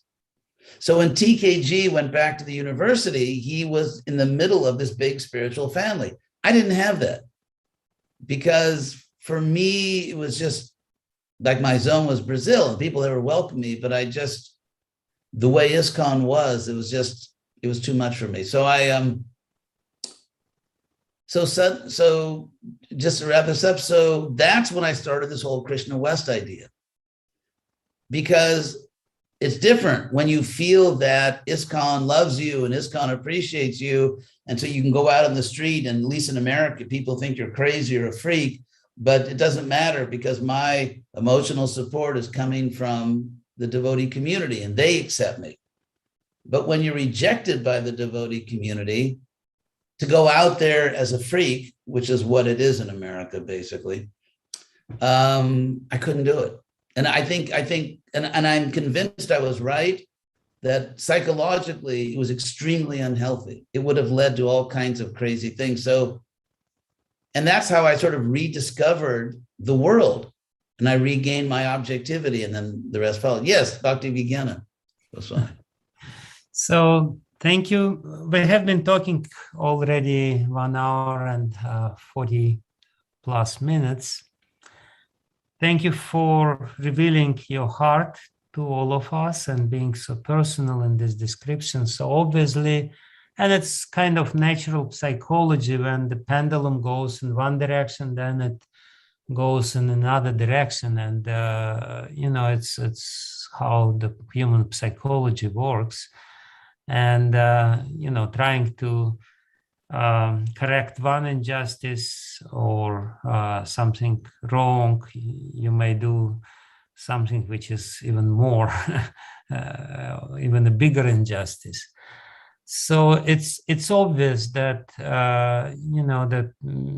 we are conditioned souls who have some frailties and some problems.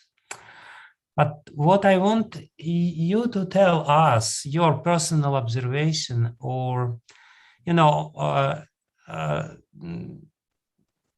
as Prabhupada says in the purport which we read, that this loyalty to Acharya, actually the saving grace.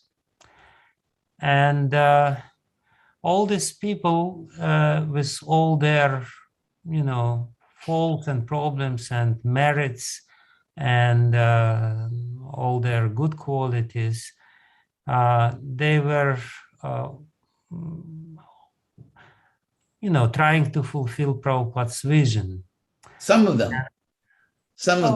Okay. Because I was, if I could just mention one thing, then I'll turn it back to you. But just as among the gurus, they were different. So the most prominent leader of the reform, who was from Canada, became soon after that a meat-eating atheist. So, and then other people like Rabindra obviously were loyal to Prabhupada. So I think that what we have to see is that power corrupts, and that just as the power of being a guru corrupted some people, and the power of being the reformer. Reformer, the punisher of gurus, it definitely destroyed some people's lives because they also became, so on both sides, there was good and bad. But I never had any problem being loyal to Prabhupada or Krishna or ISKCON, because if you're loyal to Prabhupada, you're loyal to ISKCON. You cannot be loyal to Prabhupada and not loyal to ISKCON, as Prabhupada himself stated. And ultimately, I just wanted to one more sentence, that this whole thing, we were all young, we were all inexperienced, but this whole thing, ultimately, I'm convinced now that Krishna put me through all this for many reasons, obviously. But one reason was because he really wanted me to recover my objectivity. When everything was going well for me in ISKCON, it was impossible for me to be objective about ISKCON. At one level, I mean, some things, of course, you can be objective about, but I could not really understand how the world was seeing us, at least in America. And so I think Krishna did all these things so I could become a loyal member of ISKCON, but at the same time, very objective about it. And it's based on this objectivity that I made certain decisions about how I think we should spread Krishna consciousness. But go ahead. I remember personally those times. I moved to Sweden in 86 or 87. And I remember a tremendous spirit of self-surrender, self-sacrifice, which was there. And there was a lot of Western disciples of Harikesh Maharaj at that time, and not only of Harikesh Maharaj, because there were Sachinand Maharaj, Krishna Kshetra Prabhu at that time, and Smita Krishna Maharaj, they were also initiating at that time. So what I want to say is that for me, it was one of the best times in the whole of my spiritual career, because of this pure spirit of self-sacrifice, because of some sort of innocence, which was to a greater extent destroyed due to certain unfortunate events. But what I think is a big mistake now. We are trying to look back in this era, and we don't understand and don't remember this very pure and selfless spirit of sacrifice, which is the foundation of ISKCON.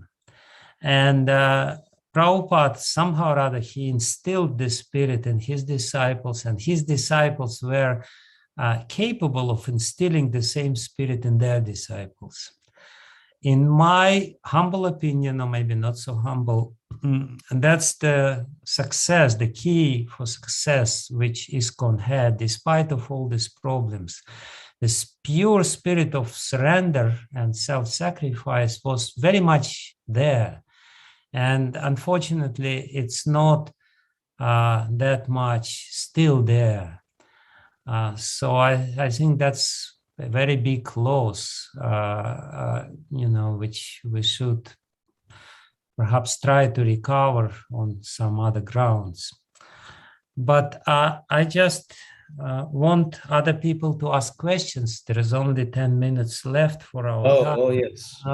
If you want to give some conclusion, would be greatly appreciated, because despite of all the problems, ISKCON survived.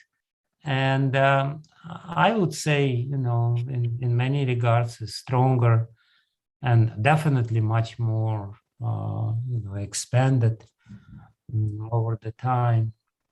But I think the foundation of this is this spirit which Prabhupada was expertly instilling in his disciples, and his disciples were transmitting it to their disciples. And I'm very grateful to all of you, knowing how much sacrifice you did for Prabhupada, and how much you did for him to spread this movement. your contribution is there. There's absolutely no doubt in my mind that your great contribution is there. And it's very unfortunate that some people didn't appreciate your contribution justly. I don't know, I'm not in a position to apologize for them, but I really want to beg forgiveness from you if anything is improper was coming from this corner of the world. But I see you as a great saint. And I've always, you're a very Krishna conscious person. You've always been a good friend to me. And we're very enthusiastic about your helping with the Bhaktivedanta Institute. Anyway, if you want to make some conclusion, please make. If not, we can. Questions. We can have, if anyone has a question. And besides that, if I may add a few words from my side, Hridayananda Maharaj and Bhaktivedanta Maharaj, thank you very much for this very meaningful, profound discussion, which made a personal story of Hridayananda Maharaj into a very important lesson for all of us. Because if we don't remember our history, we won't have any future. I apologize if I sound trite by saying that, but it is. That's what it is. And this whole cancel culture, which is there in the West, is also spreading to ISKCON because devotees sometimes tend to be either oblivious about our history with all its failures and successes, and also because of that, they tend to repeat the same mistakes over and over again, maybe on a lesser scale. And my humble request is, first of all, my deep appreciation, my gratitude to you for sharing this story, personal story, which is, of course, a significant part of ISKCON history at its very crucial juncture. But also, I would like to ask you, Maharaj, if you could kindly give some message to the devotees who are present today. We have 60 plus devotees who are leaders. Some of them are administrative leaders. Many of them are spiritual leaders, who also guide and counsel many devotees, looking up to them, helping them come closer to Srila Prabhupada and Krishna. And some of them will probably become future gurus, GBC, sannyasis. And based on your experience and based on what you have extracted from the history of ISKCON, if you could kindly give them some message, some guidance as to what they should embrace wholeheartedly and base their spiritual responsibility on, and what they should avoid by all means.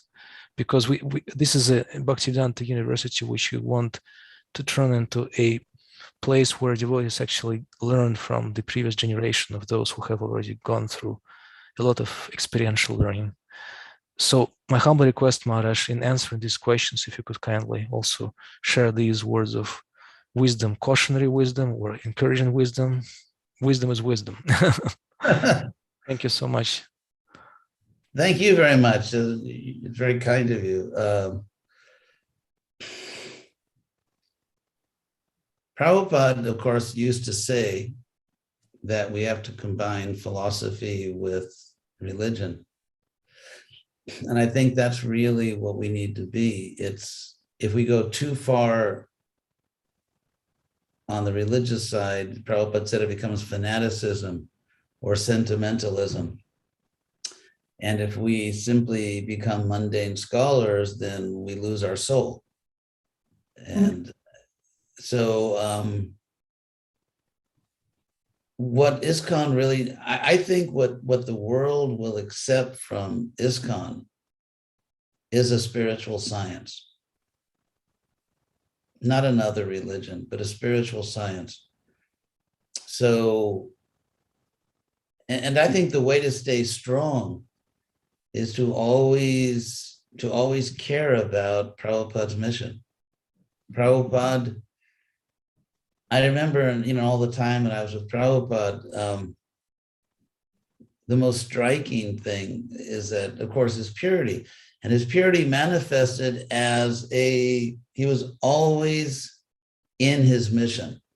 He could be joking, he could be eating, he could be whatever he was doing, walking, He was always in his mission. And of course, Krishna says that, what is that? Yuktahara viharasya. That you should be moderate in these activities. And one of the things you should do moderately is vihara, which means recreation, relaxing, joking. Prabhupada was very funny. And it took me a while because when I used to go to see him, he was all, I was very young and, oh my God, I'm in the presence of Prabhupada. But when I look back on it, he was joking with me a lot. And of course, he was very serious. He was the most serious person, but he was very jovial. But even then, he was always Krishna conscious. He was always thinking of Krishna. And to think of Krishna is to think of the fallen souls. You cannot, now, of course, there are people in ISKCON who kind of pride themselves on being gopiologists and so on. And of course, we care about Radha and Krishna, the gopis. That's our perfection. But still, Prabhupada, as a fully Krishna conscious person, as someone who was seeing Krishna, he was what's the word, modest. His personal ecstasies were his personal ecstasies. But he was always conscious of the mission. And so to me, to be a good leader, so and to be something else Prabhupada told me, which I think is very important for future leaders or present leaders. When Prabhupada first made me GBC of Latin America, I was like, I was 25 years old. So I became a GBC in ISKCON several years before my brain was fully formed, according to modern neurological studies. So I was down there and I was very strict, very strict sannyasi and all. And so when I went down there, there were two godbrothers of mine who were leaders down there, because Latin America, to go to Latin America back then was like going to the moon or to, maybe Neptune or something. I mean, no one ever went there. So they were alone and they were doing kind of crazy things. So I went down there and I was, you can't do this. This is bogus. And so they left Latin America because, they were doing crazy things. But when Prabhupada came to Mexico, those two leaders were, kind of angry at me. And they were both actually senior to me. They'd been in the movement a little longer. And so they both came to see Prabhupada to complain about me. So we were in Prabhupada's room and they were making their complaints. And I knew the story, and I tried to defend myself. And Prabhupada just said, like, no, keep quiet. He let them talk. So when they left the room, I said to Prabhupada, there's another side. And Prabhupada said, I know.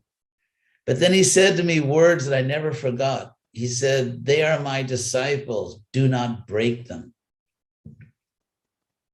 They are my disciples. Do not break them. And that was, I never forgot that. That even if you have power, even if you're a leader, you can't destroy other people. You can't destroy their spiritual lives. And Prabhupada would always fight. If someone was not loyal to Prabhupada, then it was like, have a great life. But if someone was somehow loyal to Prabhupada, he would find some way. To save them or to at least keep them connected. So I think a leader has to be rational. There really is a danger. Prabhupada actually talked about this. He talked about and when I mentioned it very briefly, the UK National Council, was very alarmed and, was wondering if I should ever be allowed in the UK because I repeated something Prabhupada said. They didn't know I was repeating Prabhupada. But anyway, that's a different topic. So, but what Prabhupada said was, he was very concerned. He said, because we know Prabhupada came to establish a Brahminical order. Prabhupada came to recreate the Brahman Varna. The world depends on the presence of qualified Brahmins in the world. The world depends on that. And that's why in the Bhagavatam, Krishna gives so much emphasis to Vaishnava Brahmins. So Prabhupada came to reconstitute the Brahmin order. And yet he saw that so many people were joining the movement who were Sudras. And so, it's not that by nature, they're Vaishnavas, they're glorious, but their nature. And so Prabhupada was concerned about this. Prabhupada was extremely aware of social class, not in terms of who could be a devotee, but in terms of how to actually build a successful movement.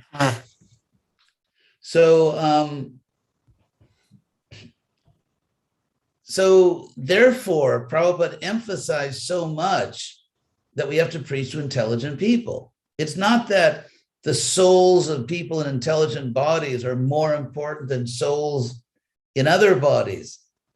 But if we get intelligent people, if we can create a strong Brahmin class, we'll get everybody else.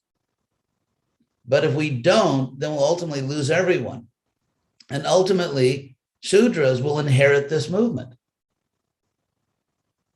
So these are, this is obviously not politically correct, as most true things aren't. But so Prabhupada was very concerned. Prabhupada was very concerned for the future that we actually get people who are qualified to be Brahmins, because the Brahmins are the ones that save the world. And the Kshatriyas, of course, provide, security and safety so that the Brahmins can do their work. And so the only way we can attract intelligent people to this movement is if we're intelligent. And that was Prabhupada's instruction. That's why I insist on this, which makes me very popular among many other leaders, but I'm joking. I insist on this, that somehow or other, we have to make a rational presentation of Krishna consciousness, because it is a spiritual science.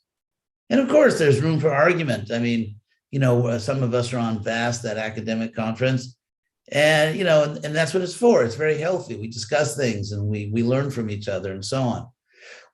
But that's why presenting Krishna consciousness as a spiritual science, we are not going to culturally colonize the Western world, or frankly, in my view, Russia.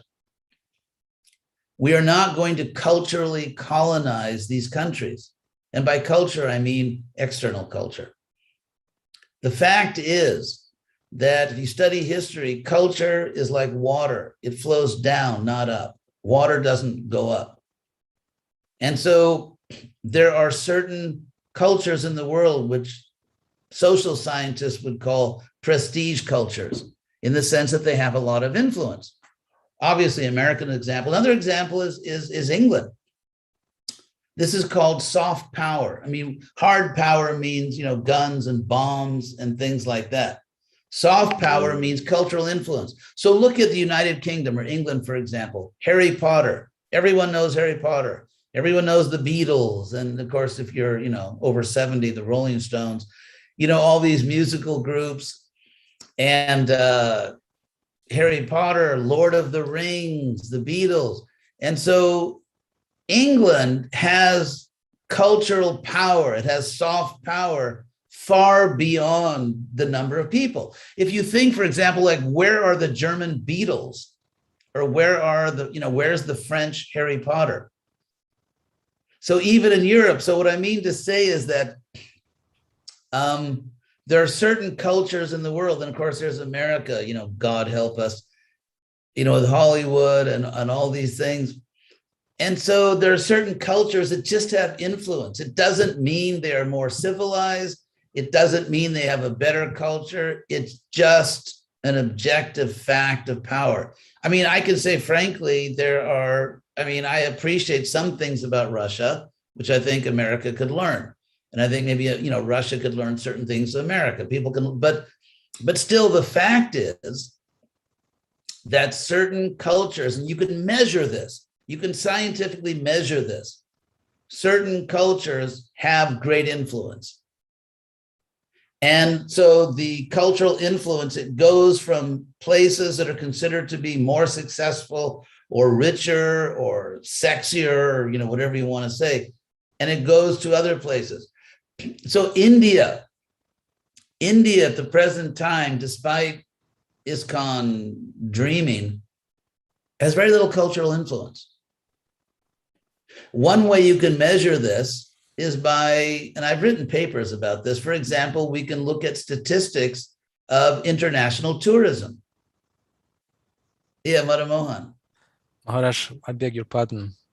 I'm afraid that we'll launch into another very thrilling and interesting session with you on the. Okay, but I'll stop that topic. If you don't mind, yeah. We do have questions also from devotees. Okay, no, you're right. You're what right. I would suggest. I'll end that topic with one sentence. Just with one sentence, I promise I will. I'll stop. And that is that. That's why, and I'm not telling you what to do in Russia. I don't know Russia that well. I mean, I think it's a very, very interesting country. I've studied Russian history actually quite a lot because I find it very interesting.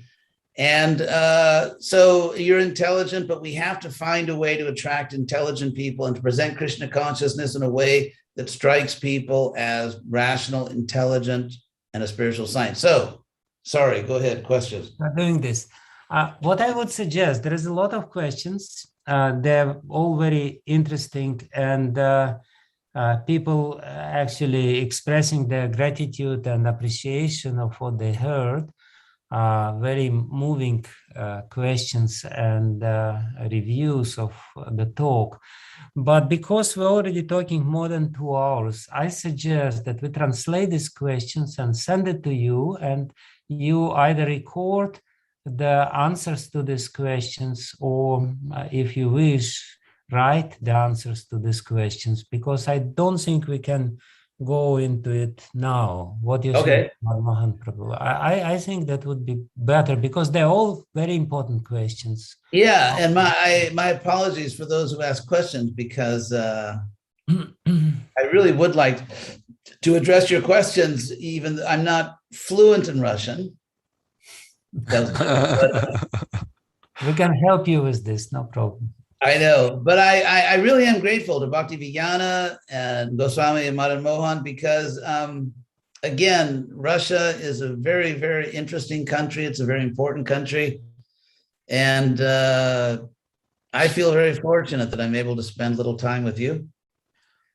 One concluding word from my side, Maharaj, and it would be unfair to not to mention Brahma Tirtha Prabhu's role and presence in your life, because you did mention him a lot as a permanent support from. Oh yes, yeah, he's been yeah. And that by itself speaks volumes about the importance of having friends in Krishna consciousness, especially for leaders, because leaders do tend to be self-isolated and in their own circles of influence. And if you don't mind, Bhaktivedanta Maharaj and Hridayananda Maharaj, may I, with your permission, ask Brahma Tirtha Prabhu to say a few words about how important friendship is for all of us, especially for those who are leaders, and they do require that emotional, spiritual, and friendly support. And Prabhu just wrote that he has to rush somewhere else. Well, I have a few minutes. I have a city commission meeting I have to. But if I have your permission for asking him to do that, because it would be. Oh, I think that's a great idea. I feel ashamed of myself that I didn't ask him to do it. Yeah. But yeah, it's a great idea. You spoke about his friendship throughout, and yeah, Brahma Tirtha. I'll just say one thing, that he has been, I mean, more than a friend, a real brother, a friend, and he's gone through so many battles with me, and yeah, I think he deserves a tremendous amount of credit for whatever I've been able to do. Yeah, well, thank you. Battle's not always on the same side, but you know how life is. So anyway, there's an American song that I won't play, but it goes something like, people who like people are the luckiest people in the world. A very famous American singer recorded it. And it is very applicable. The Upadeshamrita, which is more or less an internal book for the movement from Rupa Goswami tells us how to have relations. And if we don't, the big missing factor that I see from my ISKCON Resolve work is trust. And when devotees lose trust, we really have to work hard to get it back. So in ISKCON Resolve, and I know we're active in Russia through Braja Bihari, we try to help develop these relationships and restore trust, because Prabhupada's instructions to us were to work together with intelligence and organization. And to have any organization work, not everything can be in rules and regulations. There has to be a certain level of trust. In the 1980s, that trust broke in various ways. Some of it that would be expected. As Maharaj mentioned, none of us knew how to grieve very much. I had lost one grandmother in my whole life, the only death I knew. So we didn't know how to grieve very well for Prabhupada. At the same time, as Maharaj points out, when the 1980s occurred, the Гаудиа Math, we had some real friends in the Гаудиа Math who helped us a lot, especially Prabhupada had some good sons and one very bad son who tried to sue ISKCON and say that all the ISKCON properties in India belong to him because he is a son of Prabhupada. So we had some of Prabhupada's god brothers and god nephews from the Гаудиа Math who helped us a lot. And we had some who saw an opportunity to take advantage of our neophyte stage. And then some, I would say, like Sridhar Swami, who are really true well-wishers of the movement, but viewed things differently than Prabhupada and had a different view on how to continue a movement. He was the one that basically began the zonal acharya system. So I've discussed this many times with Hridayananda Raj, and his approach has been with people like Prabhupada's god brothers. And the approach I witnessed that Prabhupada told us to do was be friendly at a distance. In other words, generally don't reveal our mind too much. Sometimes we may take advice on some technical details, such as how to conduct a funeral for Prabhupada was one obvious one, because we had no idea how. And even at Prabhupada's funeral, one of his god brothers who was speaking made these amazing words that really cemented to me that I should never get too close to them. And the words he said was, he praised Prabhupada for what he did. And then he said the most amazing words, any of us could have done it. And I won't even mention his name, he's long gone, because any of us could have done it. That means that there was some kind of envy of Prabhupada. But if any of you could have done it, but you didn't, and Prabhupada did do what Bhaktisiddhanta Saraswati wanted. So the 80s was a tough time, but it was a wonderful time. The movement expanded way beyond what it was when Prabhupada even left. It kept moving and moving, expanding, and more books being distributed, and temples opening, and devotees being made. But at the same time, our immaturity sometimes caught up with us. And we hadn't cultivated, we're so busy working that to answer Madan Mohan's very, very important question, and you're all lucky to have Madan Mohan in Russia, because I've read some of his papers, and he'll hate me for saying this, but he is a brilliant scholar and a Vaishnav gentleman. And we need more of those. So you're very fortunate to have that resource in Russia. But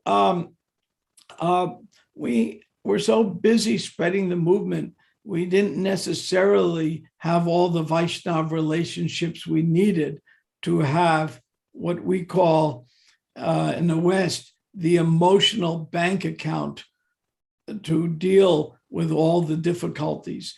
And one of the symptoms of sometimes being not mature enough is to be overly harsh with each other. As Hridayananda said, even though he was correct in his dealings with these wayward devotees, Prabhupada reminded him, but don't break them. And at the same time, some devotees tried to break even our zonal acharyas. Some of them had become somewhat, it was too much for them to assume the prophet adoration and distinction of the position. For others, they did okay with it. Like Hridayananda, Jayapataka Goswami are still with us from the original. They did fine with it. It was difficult time. I remember so many talks Hridayananda and I had, how difficult it was to sit. And one time in those days, Maharaj used to get, it's typical on the birthday, a lot of donations from disciples. It was typical then. So one time I was standing next to Maharaj. I was collecting the checks in a little bag. This is the 80s. And Maharaj turned to me very sincerely and said, how difficult it is to sit on a Vyasasana and have to hear these people saying all these praise, which he said, it doesn't apply to me, but they're saying all these things. What do I do? And I turned to him and said, because we were collecting a lot of money that day, I said, you can cry all the way to the bank. So to be put on a Vyasasana and have to hear all this is very, very difficult matter. But those who were able to do it and survive, my hat's off to them. Those who were able to do it and it was a little too much, my respect for you for trying. I didn't try, I never could. So we have to be a little more liberal with each other. There's a saying in the West, I hope it translates to Russian well, but the saying is benefit of the doubt. And by benefit of the doubt, that means that when there's some difficulty, assume the best, not the worst. And if we deal with each other that way, we're going to develop deeper loving relationships.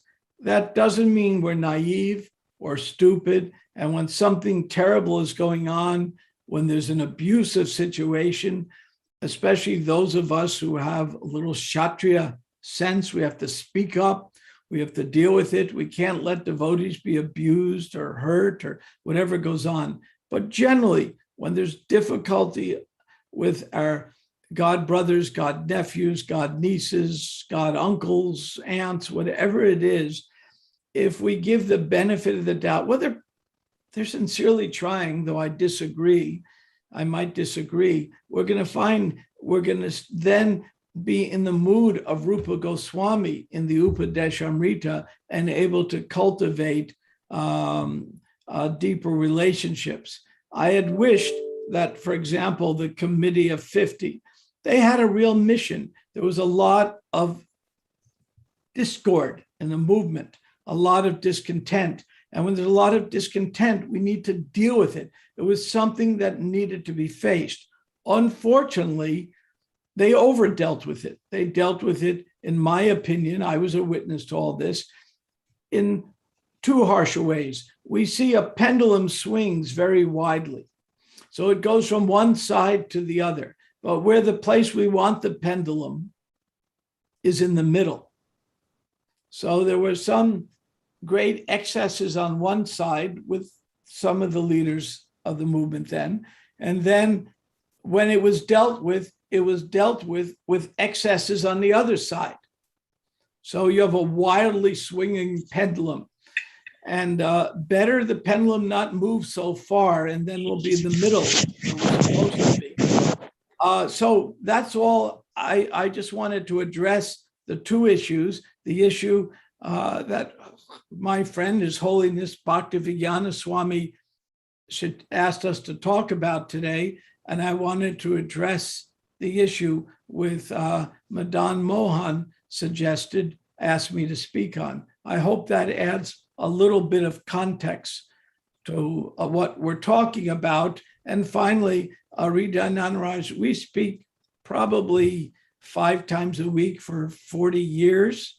And I can attest to, I haven't met anybody in the movement who understands, especially from a philosophical point of view and from a Prabhupada's intent of how the movement should move on, that managerial aspect. Hardly anybody who has as much insight as he has.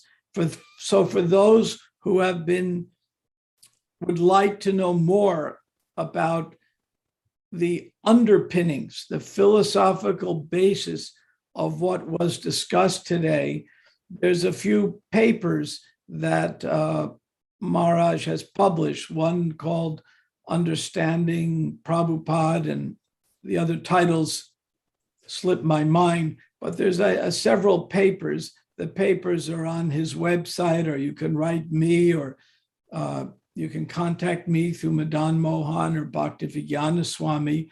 And I urge you all to be deep thinkers, because that's what Prabhupada wanted from us. And my experience with the Russians, because wearing my other hat as the director of the Bhaktivedanta Institute for Higher Studies, we work closely with the wonderful Russian devotees. 4 or 5 came to our conference 2 years ago.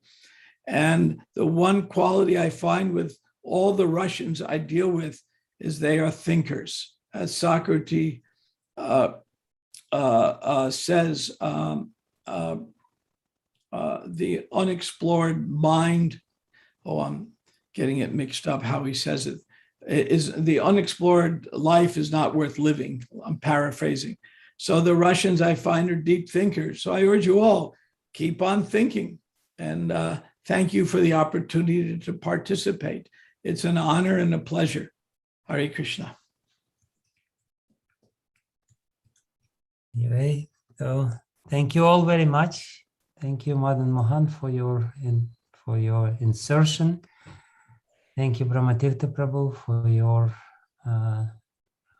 addendum to the talk. It was very relevant. And of course, thank you, Hridayananda Maharaj, for being so personal and so open. And I'm sure your talk had a very deep impression on many people. And I really hope that you will answer all their questions which they have. We will translate it and give it to you. Thank you all. Thank you very much. It's like I said, it's I'm very grateful, and I'm really happy that I have a chance to spend a little time with the Russian leaders. And I wish you all great success in your service to our mission. Thank you very much, Maharaj. So with these words, we will adjourn our session today. Thank you. Okay. I hope Hare Krishna. time. Hare Krishna. Spasibo, Hare Krishna. Thank you. Hare Krishna.